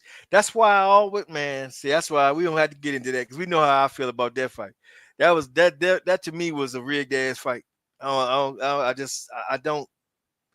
I can't see it no other. Every time I watch that fight, I'd be like, man, what is this? Ain't bitter. This is not. This is not Kovalev, man. This is not. He don't jab like that. Them little soft. That's another story for another day. But but they didn't give my man his flowers, man, and I thought that was really bad. And then he tried to box him out. He didn't get a fight for what, like a couple of years. I mean, they did him dirty, man. Yeah, well, okay, did this. Bivol was going through some things too, because after the Canelo fight, he was going through things with his wife. Then he turned Mhm. around and had the Better Be fight, and then his wife wanted to file a divorce, and she was going through it. I Oh think yeah, he was going through probably a lot of mental things going on. You know what I mean? That oh was yeah, outside of boxing. You know what I mean? yeah, It kept him away from the ring. But shout out to Bivol, bro. Shout out to Bivol. He came yeah. back. He beat Better Be. And I Better Be said he didn't want to fight him no more. They He, not trying to have a third fight. I think better from my understanding, Better Be said he didn't want to fight him no more. Oh man, I'm gonna have to holler He at did. He didn't want to do the rematch though. He didn't want to do the rematch. yeah, I'm gonna have to holler at John Scully on that one. Shoot, man, gotta let us know what the deal is on that one, brother, because that fight right there. Well, depending on how they're gonna. Well, we'll see. We'll see. But I thought that was going to, it'd have been good to see because a lot of people was talking down on the third fight, and I couldn't understand it, man. It's like people just didn't want to pay them no attention because they rushing guys or whatever. And I'm just like, man, what that Yeah, got to do with? that's that. You know? That's the main. That's the main part. That that got a big part to do with it. That got a big part to do it. Yeah, but that's not them guys' fault. They just participating in the sport. That all that politics, they ain't got nothing to do with that. I never seen them do that to somebody, man, just because of their nationality or whatever. That ain't right. And they missed a lot of money, a lot of fame, a lot of honor from what they're doing. I mean, these guys that box, man, and they going through the gauntlet. They not going. They not like your average Joe who's walking down the street. These guys are special, Mhm. no doubt. They just, so kind of, you know, rubs you the wrong way because man, people should appreciate it more. And you know, and in a way, Benavidez is missing a little bit of the limelight for that. People should be talking about that. You know, the fact that, you know, if he run that gamut and he beats Bivol and then he had to fight Beterbiev and he beats all three of them, what does that mean? People have to really talk about that, because I'm telling you, if he beats Anthony Yard, he beats Bivol, he already beat Vostick, he beats Bivol. I mean, he beat all four of those guys straight like that, back to back to back to back. Now give me four of Canelo's toughest ones, back to back to back to back. I bet you he ain't got nothing that can go to that. I mean, just you talking about wanting to be the next big Mexican fighter, you know? But you know, and then that's crazy too, because you have some Mexican people who from Mexico don't really accept, you know, the Chicanos, you know, the ones, the Mexican Americans, and you know, not as much. They accept them, but not like homegrown, you know, which is kind of unfair, but you know, that's how they are, you know. But I think that's a hell of a run. If he go that run, if he run that gamut and he gets the undisputed, man, that's the toughest undisputed run as you've seen in boxing. I mean, that's brutal, absolutely brutal. Yes, sir. Yes, sir. Yeah, seen and unseen says if Benny pulls that off, first ballot Hall of Famer. Oh, no doubt. Yeah, you had to say that. You know, and then you have to ask yourself this question too: was Canelo ever really undisputed? Because to be undisputed, nobody can lay claim to a title. But the whole time he was the champ, David Benavidez had never been beat, so he always still had a claim to the title. Nobody talking about that. Yeah. Nobody putting no pressure on the man to fight the man to square it out. I mean, come on, man. And then now everybody wants Bud to fight him, but you know they wasn't pushing for that then, and that was a way bigger fight too. Come on, man. I don't understand it, because even at that time, Benavidez had more of a aura than Bud did, as everybody was figuring. But now it's looking a little bit more. I see Bud done really arrived, man. He got a whole town like that. You can just say that shit. Nebraska's his country. You know? Mm-hmm. So hey, more power to him, man. You know, I can't knock him, man. I hope I catch him up here one day at this damn boxing gym up here with Shakur and him, man. I had to tell him, man, look here, bro. I don't usually say this, but I gotta tell you, bro. And yeah, you was one of the few guys in all the sports. The other guy that did me like that was Terrell Owens. I hated Owens till he came to the Cowboys. And it wasn't even that he came to the Cowboys, but when I saw how he worked out and everything, because I always thought he was just a loudmouth. And then when I saw how he prepared and how he played and how he went out there and he put himself out there like that, it made me respect him. Then I learned to like him. But before, you know, I didn't. It doesn't happen often, but this is another time here I had to say I was showed something. Said, Bud, better stay away from that dude. Yeah, it's not necessary, but I just don't know how he can make that big money. Like, if you want to get that bag that Canelo's been getting, that 150 mil to fight somebody, who is it that he can fight to get that? Man, you done already fought Canelo and they didn't give it to you. Who would they get? That's the only fight that I can see that they would break him that much cheese off to fight that guy. Oh, what about maybe Turkey will do it for that guy over in the UK, Hamza Shiraz. Bud and him at what, 60? That'd probably be at 68. You know, that's a big dude, man. That's a big ass dude, and he can box his ass off. Didn't he come up from 60 to 68? Yeah, because he didn't he just fight Carlos Adames and they draw it? Yeah, it was a 60. Mm-hmm. Yeah, it's at 60. But he was they was saying him next for Canelo. So I'm thinking 68, or maybe they could do it at 60. Maybe he still could get down to 60. You know, maybe Turkey Al-Sheikh could break that bread off for his for his Muslim guy to get a shot. That's a lot, man. I don't see Bud fighting nobody and ain't no title, man. That's true. That's true. Damn, but the money though, 150. If they guarantee him 150 mil, hell, why not? Shit, I take it. Hey, then give Shiraz a title fight at one of the guys at 160. Yeah, man. Him and Carlos Saddam had the rematch. And see if he can win the title. And then come back and spin the corner around. That was a close ass fight. That was a close fight. Yeah. So that would add something to it. But I'll tell you something right now, and I don't know. But something about Laura scared the shit out of me right now. What the hell he eating, man? I mean, it's an old dude. He ain't no young cat. He knocking everybody ass out. Yeah, I think the difference is too, though. They got Laura sitting down on all his punches now, and you can tell a difference, man. Before he was on his toes and he was just boxing and moving. Yeah. Now he actually punching. He be actually punching. Yeah. Damn. Now I was just thinking for a minute. I don't know. What do you think that him and Canelo run it back?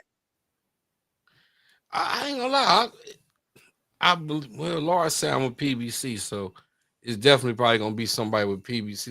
That's why I wouldn't mind even seeing Earl Spence or Laura.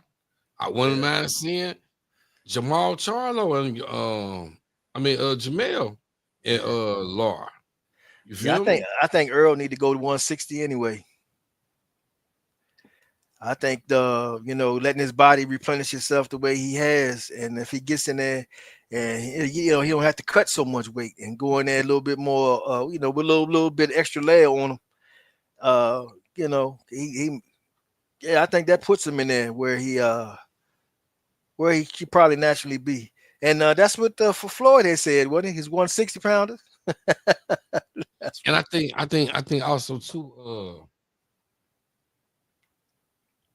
Earl should take that book, that playbook out of Terrence Crawford's playbook and move up, because we was concerned about the weight, but Bud looked great with the weight.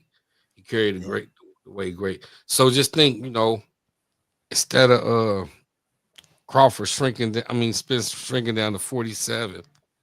If you go up to 60, it'd be a little bit less weight that he got to cut. Mm-hmm. And then he might be more powerful there, because we seen the power transition with Rolly and Laura. Yeah. So that very well could be, and then he allowed his body a chance to really heal. He's been through a lot of trauma. And then noticing, because people really like, I seen a guy made a video talking about, Errol wasn't nothing. I'm like, man, this is crazy. But that's how some people have looked at him, because he lost to Bud. But now that you see Canelo lose to him too, that should make you go, wow, man, that guy was really that good. Just is what it is, but a lot of people don't want to accept it, man. I had a hard time digesting it, but it had to make sense to me. It didn't make sense in my mind. I kept looking and I couldn't see it, but hey, I see it now. And sometimes it be that way, you don't always get everything, like that. Yeah, man, that's something else. But I like to see that, Earl come back, but Earl got to get a trainer. I kind of feel like Earl is waiting to see how this litigation go, and if the litigation goes with Derrick James, he probably end up coming back with Derrick James, man. Because look at Derrick James right now. Well, he done kind of quiet down a lot too. He was really hot for a minute, Yeah. I seen it with Alicia Baumgartner for the card up on the Tank and Jake card. Yeah. But other than that, I know Frank Martin supposed to walked away. I think Jamel walked away. Mm-hmm. Earl walked away. AJ walked away. AJ walked away. That's crazy. Like he went from being trainer of the year He was the to hottest everybody trainer in boxing. Yeah. to, to I, now. I still Now, think he's the best trainer, though. I do still think hey, he's the to best trainer. now the roles are reversed, and everybody that was on his side on Bowmax's side now.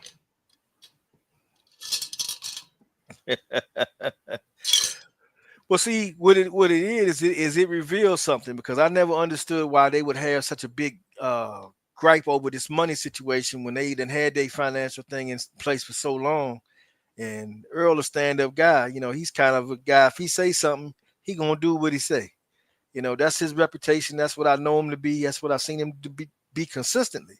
So for this to come out all of a sudden now, you want some money, or some extra money or something out of the deal, you know. I mean, if he wanted to give it to you, that's one thing, but he didn't really have to. I mean, for one, he don't do no promoting. He was doing all promoting. He did all that work, and your percentage has been what your percentage has been. Nobody knew him just like they did know him. So it's equal both ways. But that's something that they should have had already figured out before they got in that ring. If he felt some type of way, he should have voiced it to him before the fight. Say, look, man, I know we going through this. You making the big money, man. I feel like I should make something about like this right here, man, because I know these other trainers and blah, blah, blah. And just put it on the table. And then I think, they could have worked something out one way. Maybe not get the whole thing, but got a good majority of it. Who knows? But all this time wasted. But then you see all these other guys dropping off from him like that too. So what was their gripe with him? That they're not Earl. So why did they get, what made that terminate? So it make you feel like who was really wrong in this? I mean, who's to say? I don't know. Like I say, I still think he's the best trainer in boxing, but you can't let all them guys go, man. I mean, he had a factory going on over there. Yeah. Mel got first dibs on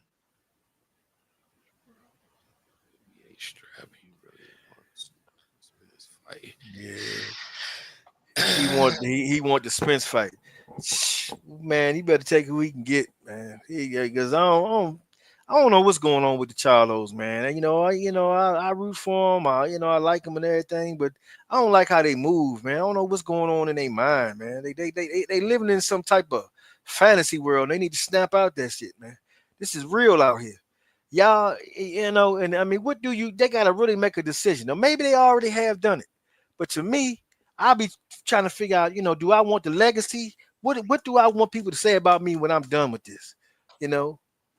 These guys put it all out. They get in the ring and they go out there and go through the fire every time. And you done that to a point. You done built up a certain type of cachet, but stopping right there, where is that going to leave you? When they're talking all time, is that going to be satisfactory for you? Or are you going to have that thought in your mind, man, I should have fought such and such, or I should have did this, or I should have done that, or this and that. They come, God forbid, that the finances don't work out no more. You done got with these bras and took you for bad. Who knows what can happen. And then now you're broke now, and you ain't got the ability to make that type of bread no more. You want to be able to finish out your life living at that level. But the only way to do it is keep going in there and go and get them big fights, man. Get them big money fights. Get on over there with Turkey out of seat, Hey, saying unseen said he's very under impressed with the by the Charlotte Twins. Oh man, hey man, that's how them guys move. They wasting time, man. They wasting it. Well, I mean, to their defense, but PBC was going through some things. Wow, Heyman, whatever. But I mean, shit. I mean, they could have pressed some fights, bro. It was just like I think a lot of people felt that Mel, that he took the Canelo fight just for the money. Like, I mean, like he didn't show no eagerness to win, and then after the fight, he didn't show any eagerness to either like get back in the ring. Like, bro, like if that was me, I would have been telling my fans that night, guess what? It's Saturday, Monday morning, I'm in the gym. Monday morning, I'm in the gym. That's right. Yeah. Hey, Charlo, how long was you taking off? Monday morning, I'm in the gym. That's I'm right. in the gym. I'm working In on fact, everything I fucked. I'm getting this weight back off, and I'm about to get back. I'm about to get back to Charlo. there you go. There you go. I try, Right I there. try, I try to please the fans. I try to do something for the fans that would have brought some big to boxing, and I tried. I couldn't do it. But Monday morning, I'm back in the gym, getting this weight off, and I'm about to be back to being Charlo. Fans and people would have respected that. Mm-hmm. But you go ghost for 2 years, Yes, sir. Yeah. and the only time we see you is when you showing your clothes off, your high designer clothes. And that's the thing, like Marvin Hagler say, it's hard to get up and train when you're sleeping in satin sheets. And these guys showing that the money done already got, I wouldn't even be thinking monetarily or nothing like that, man. You should be all your business should be on boxing. You can think about all that shit when it's done. The things that you acquired through all that, the nice house and all that, it's right there. It's right there. You want it to still be there. Don't be like Evander Holyfield, like which I hate to do that to my boy Evander, but you got a rapper living in that man's house. Hey, nah, man. Seen the unseen. Hey, I had to read what you saying, bro. He say male cowards. He carried the Canelo, and then he say Maul beats a 147 pound. He talking about Jose Benavidez. Yeah. I had to catch on to that one. Like, yeah, bro. Hey, this is what boxing has gotten to, bro. It is fucking ridiculous. Yeah. It is ridiculous, bro. But see, That's we, why. we we need well-informed fans to keep the pressure on these guys. That's why I'm so hard on Tank Davis. I like the Tank, but Tank ain't moving right, man. And when they don't move right, man, I ain't got time. Because we old boxing heads. We've been watching this for decades. And we've seen how the real ones do it. These ones out here playing like they boxing, they playing like they this and that, man. We gonna call it out soon we see it. Nah, man, that ain't how you do that. This ain't where you do it. It's an honor code to this boxing game, man. If you're not moving that way, then you're wasting everybody's time. These people that go out here and they just want the bag. They just want the bag. They just want the bag. And that's all they worried about. They're not giving nothing to the fans. They want to get all of the money, but they don't want to give nothing, you know. And that's not the way you need to be. You need to be saying, well, if the fans want this fight and they want me to fight this dude, they want to see us go at, then let's make it happen. That's what the old school cats would say. Shoot, it didn't take much to get one of them guys in the ring. Right. Oh, Poi Pounders NW said, I still want to see Maul fight Plant. Me too. Me too. What they waiting on? What they waiting on? You know what I'm saying? What they waiting on? Time, just a ticket. They're getting older. What they waiting on? And shout out to Keller Plant, because Keller Plant was going out there fighting everybody. He went out there and fought Benavidez. He fought Andre, guys that everybody else wasn't trying to fight. Andre trying to fight Canelo right now. Excuse me. He called Canelo all kind of stuff, man. Canelo ain't gonna say his name. But Canelo talked all that trash about him. He said, oh man, everything you did now, you can't do nothing with me. Okay. And Andre is a guy that, he just, he been pretty solid fighter, man. He deserves a good payday, Yeah. Hell, I think Charlo got 2 fights right there. Plant and Andre right there. Mel got 2 fights right there. Yeah. If he can't figure it out, go fight them 2 guys. And then after you fight them 2 guys, you figure out how you going to jump out there. I think that's one of the reasons why I think Boo Boo was trying to say something too about Crawford. Because I think Boo Boo moved back down to 160 and he needs something. Yeah. He needs something because time is ticking on, like you say, time ticking for Boo Boo too. Yeah. You feel me? Now if I was like you said, if I was Charlo, that's what I would have did. Especially if I was male. If I was male, I'd have moved up to 60. I'm like, fuck it, I'll fight you, bro. You were supposed to fight my brother, but I'll fight you. Let's break man. Let's break bread and make this money, man, for sure. That's it right there, man. And that's what they should be doing because they all came together in that same bunch of fighters, and the smoke ain't cleared out yet. Oh, the seen unseen boxer said I just turned 38 day before yesterday, but I've been watching. Oh yeah, man! Happy birthday, basement man. Yeah, man. Happy birthday to both of y'all brothers, man. My bad, man. Appreciate it. Appreciate Yeah, man. So y'all had the birthday on the same day, then, didn't you? it. Mine was yesterday. Okay. Y'all lined it up. Yes, sir. Yeah, man. Yeah, that's something else, man. Yeah, but them guys ought to do that, man. They really should. You know, they sitting around, and I don't know what's going on with PBC, but man, we Yeah. need, we need somebody to go over there check a pulse on them.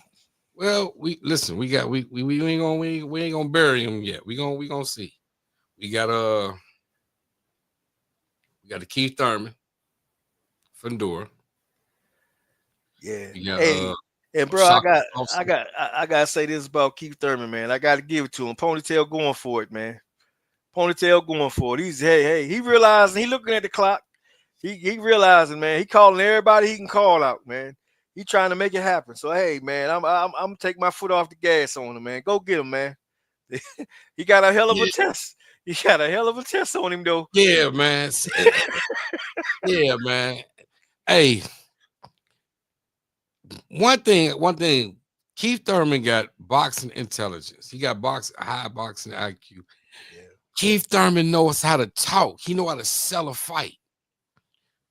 But this is one fight I believe Keith is in trouble. Oh, I do too. I do. Hey, listen. Hey, listen, Man. man. It's not, man.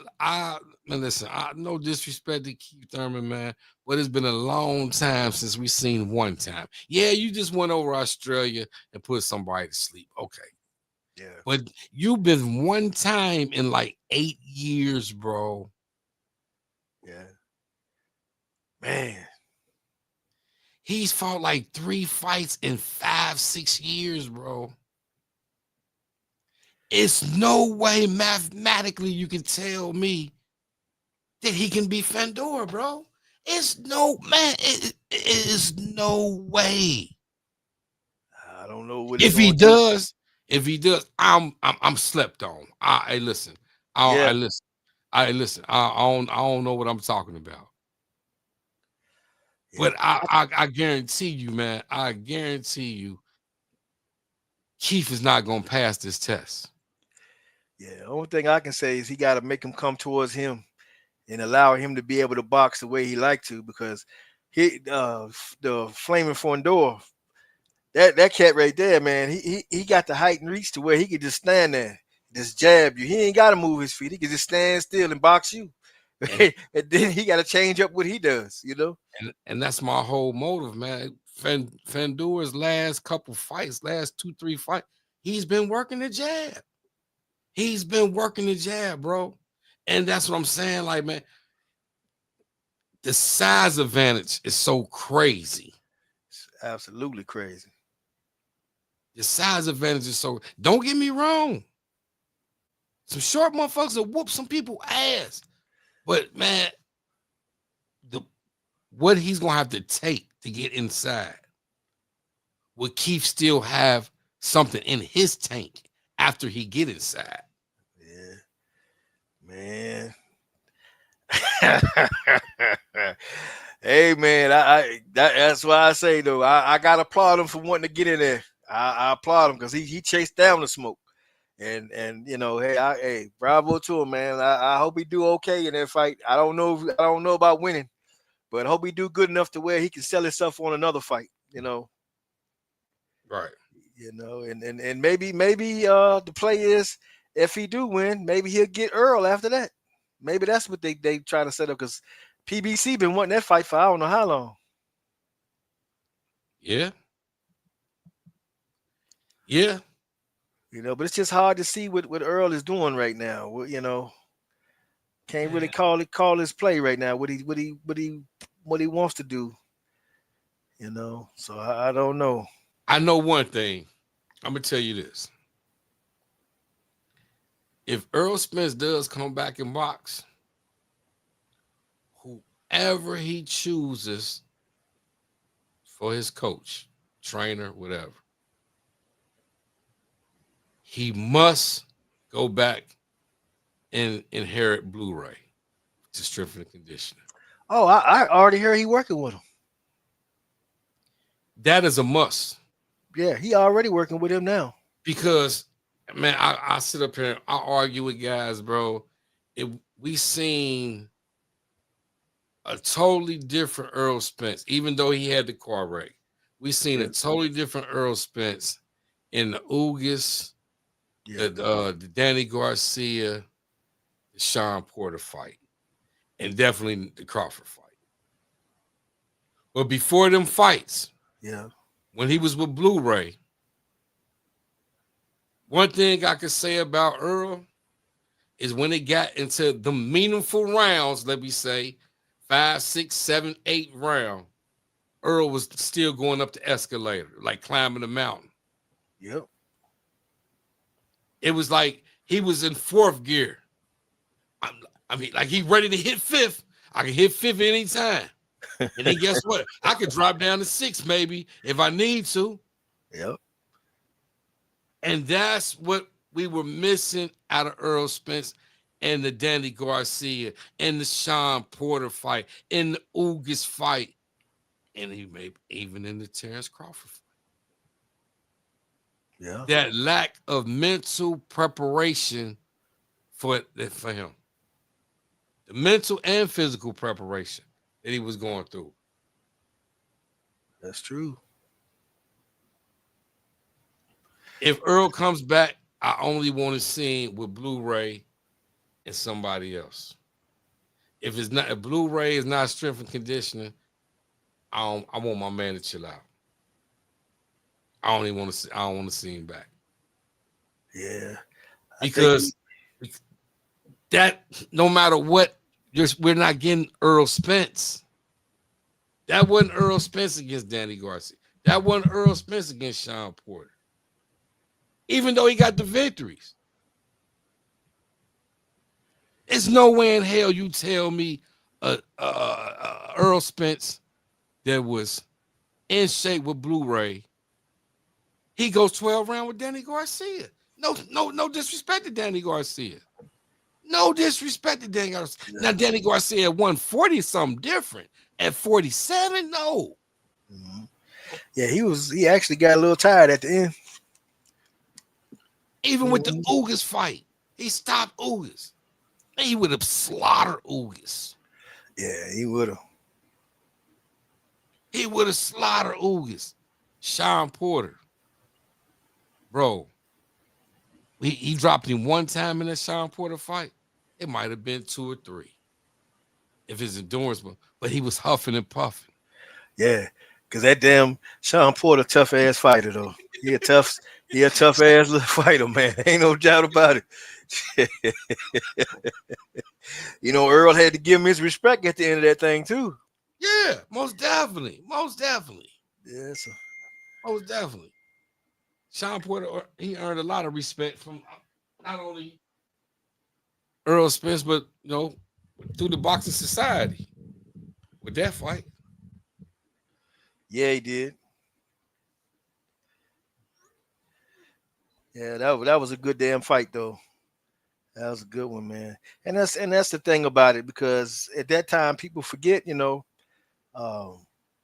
Earl was one of the fighters that was carrying the sport, man. He was fighting the tough fights. He wasn't taking no tune-ups, and every fight was one that drew everybody's eyes to it. He's one of the biggest draws in the PBC, and I just hate to see that. He had a night like that with Bud. I would never have dreamt that it would have been that bad, but I like to see him come back and redeem himself a little bit there, go on, get him another title, and contend a little bit more there. I wouldn't want him to fight a whole lot more, man. He's been through a lot. But who knows what he got left, Only he know. I still remember hearing that damn news flash when they talked about he had that car wreck, man. Oh man, I said, no, man. Right. And for him to survive that was whew, I was like, man, thank God. I thought, because when you looked at that car, I thought, oh man, this is it, man. Come on, this can't happen. Yeah. But and then now you got certain people saying, is he a Hall of Famer? Is he not? Okay. Yeah. We got people questioning his Hall of Fame authority. I don't understand that one either. Yeah, but a couple more wins, all that'll go out the window too. Yes, indeed. Salute behind the hands TV. Yes, indeed. Shouting you out, What's basement. good? What's good? What's good behind the hands TV? Yeah, it was chopping it up, man. Yeah, that's something, man. But I still like to see him with Buddy McGirt. If not Buddy McGirt, Kenny Porter. And I say Kenny Porter because Kenny Porter knows him a little bit too. And I respect him as a coach and stuff too, though. But um, Buddy McGirt too is kind of a hybrid fighter like Earl is too. So that I think that would be a good fit too. But I know that Frank Martin is with him, so usually them guys is going to all work. They're all working together, so maybe that's the plan.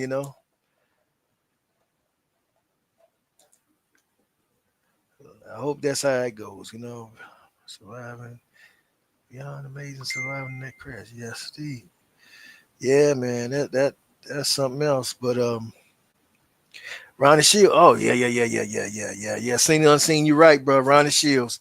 Yeah, I can't forget about him, man. The only reason I didn't name him was I figured that since him and the Charlos and that might have complicated that a little bit.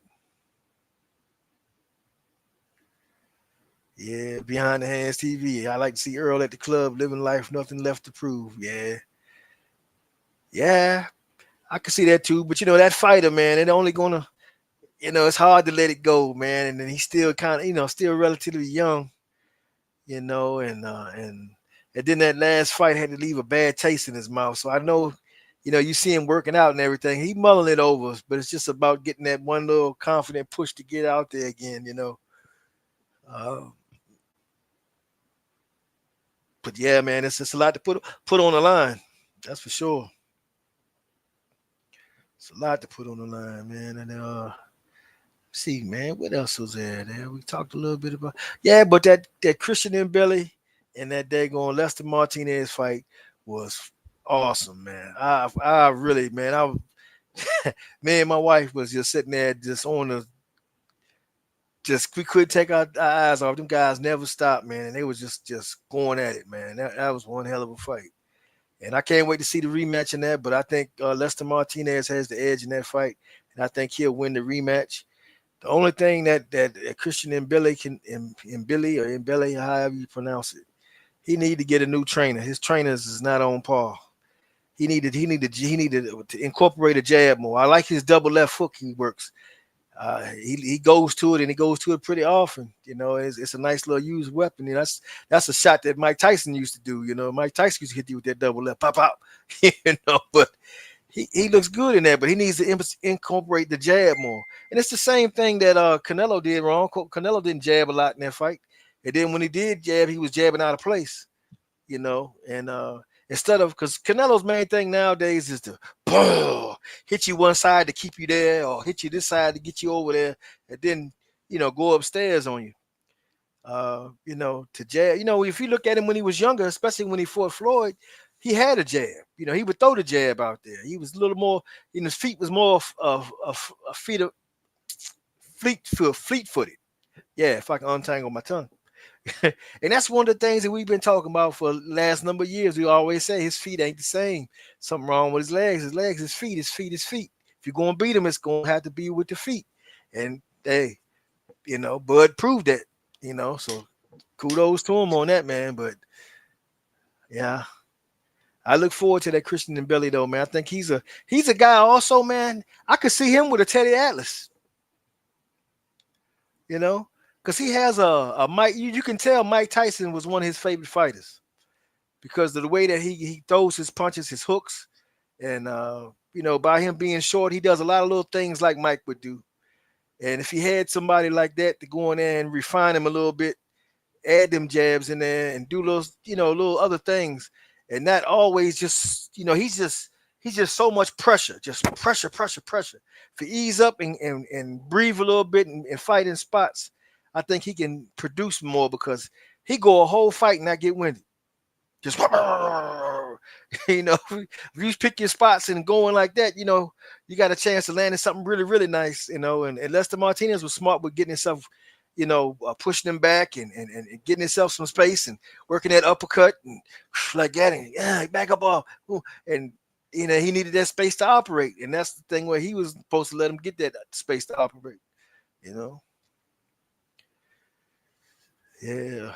The behind the hands TV, Ronnie Coach, Vito Melnicki, Andres, Kat Zurich, blah, blah, blah, blah, me and them names. David Stevens, Otto Weiland, Joshua Edwards, and there are more. Exactly, man. He's one of the best out there for sure. Yeah, unseen and unseen. So I think Martinez has the advantage because he can change game plans. And Billy's a straightforward fight. Yeah, exactly. Exactly. You're exactly right. I totally agree with that. And that was his downfall because all you got to do is just play the matador. Mac, step over. Boom, he coming forward. He's bip, over again. that's the whole thing, you know. And he did it real well, and then he was able to push him off, which was a nice plus because that's one of the things a lot of the fighters that are skilled like that can move around like that don't have that to be able to push off or nothing like that. And that's what got me with Jamel Charlo. He never tried to push on Canelo. Did you see in that fight? I forgot to ask you that, Basement. Did you see in that Bud versus Canelo fight? Bud was pushing Canelo. Oh yeah, hey, yes, sir, yes, sir, yes, man. Hey. I was like, whoa. Hey, and I believe that's why people are talking about that Benavidez. Yeah, because Bud was smart.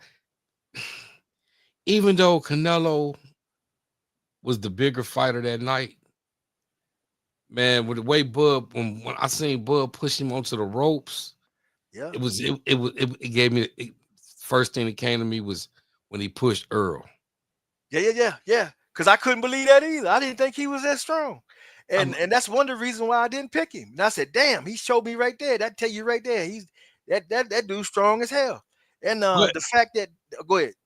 But when I seen Bud on Shannon Sharp show and they was wrestling, I'm like, Bud a strong motherfucker. Cause Shannon Sharp ain't no little guy.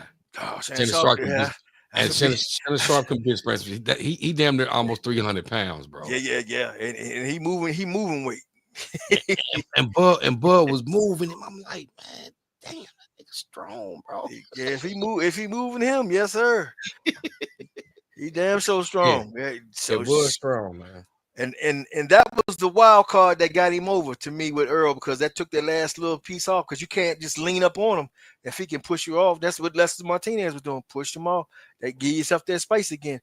If he couldn't do it and you could stand there and you were stronger than him and he can't get you off him, now you got him where you want him. You can work a little something. It didn't work that way. And man, and to see Canelo get done that way too, I was like, whoa, man. So damn. That just shows you, how great the guy is, man. Got to give it to him. Cannot take it away. Seen and unseen said boxing, Bud strong as a motherfucker. Yeah, he is. Yeah, he definitely proved that. Man. Sure he did. For sure he did. And that's why I say, bro, I want Bud to be able to ride the high, get what he can get, yeah, and then pass the torch. Yeah, he should be really trying to get his money now. I mean, he done made little money through the years, but really get his money now. Really try to set it up to the point where he getting that crazy money. Like Canelo did. This is what I want to talk about too. We got to talk about because I talked about it earlier too, but we got to talk about this. Okay. What was your thoughts on the Steven Nelson fight? Steve Nelson. That's Bud's guy. Yeah, I didn't get to see that whole fight, man. I kind of caught on to it late. They stopped it in the first round. Oh, that's the one where the guy was still standing there and the guy just stopped it. Oh yeah, that was some bunk, man. That was I was like, what happened? The man is just Yeah. Hey, listen, that right there was crazy. Yeah. I said, man, if anything, get a man a standing 8. If anything, give him a standing 8. Yeah. But for them to stop the fight, he didn't get hit with nothing clean. He wasn't even in no real trouble like that. You know, he got a little rocked a little bit there and everything, but he was still in there. He didn't look like, he was out of there, but you were looking at him to see what was going to happen next. But the guy coming in just, that's it. I'm like, where was your ass in that Wilder Fury first fight? Where was you at that day? Who the hell was that guy? I don't remember seeing him before. Hey, that was wild. Yeah, he was a foreign ref. He must have been from England or something like that on that side of the water. Because he definitely, that didn't make no sense, Yeah, man. Behind the Hands TV says Steve was in trouble. He was in dangerous waters. Steve need to stick to making ring outfits at this point. Yeah, man, trying to get them checks, man. Shoot, look at Chisora, his 50th fight. That then when the last time he won a fight? He keep getting fights. Right. Shit, I need him to come through here so he can set the fight up. Shit, let me get paid, man. Let me get some of this payday. Shit, man. Don't worry about 5th round. Go ahead and swing. I'm gonna lay down. I'm gonna lay down, put one leg up.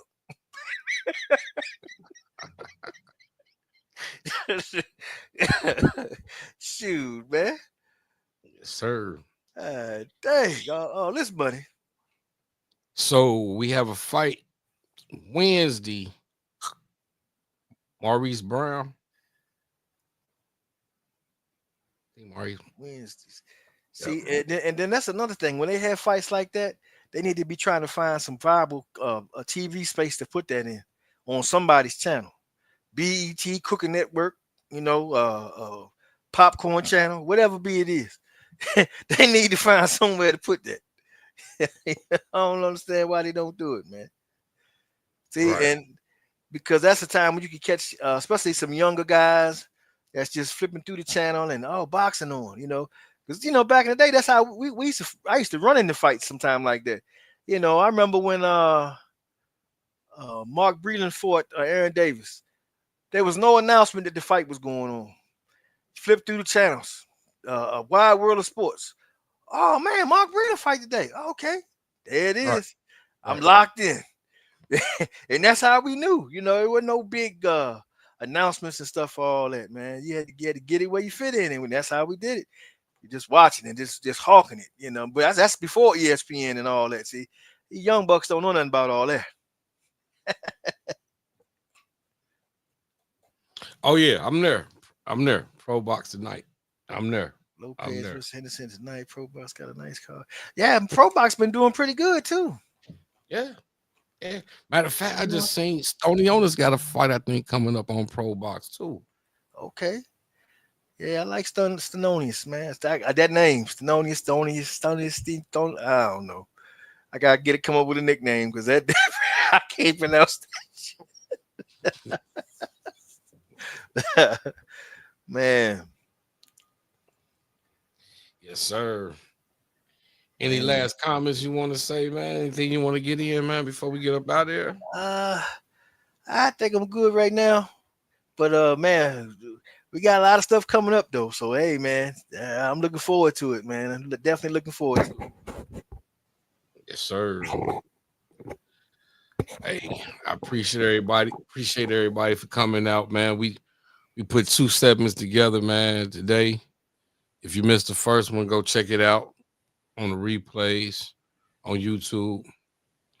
I Sir. appreciate everybody coming out behind the hands TV, seen unseen boxing. Uh,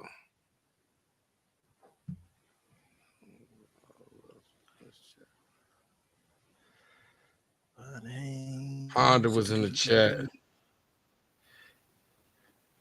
Yeah, Ploy Pounder NW was in there. La Madrina was in the chat. Dodie Rhymes was in the chat. Lunatic was in the chat. Yep. I appreciate everybody who came through. Yes, And indeed. those who catch the replay, hit the subscribe button, the like button, share button, and tell everybody to come through, man. We just talking boxing, man. Giving our opinions, man. Hey, talking shit, swallowing spit, man. You know, that's what we're doing, bro. It's my man, Yeah, Black yeah. Star TV Sports, man. Subscribe to him, man, on all social media platforms, man.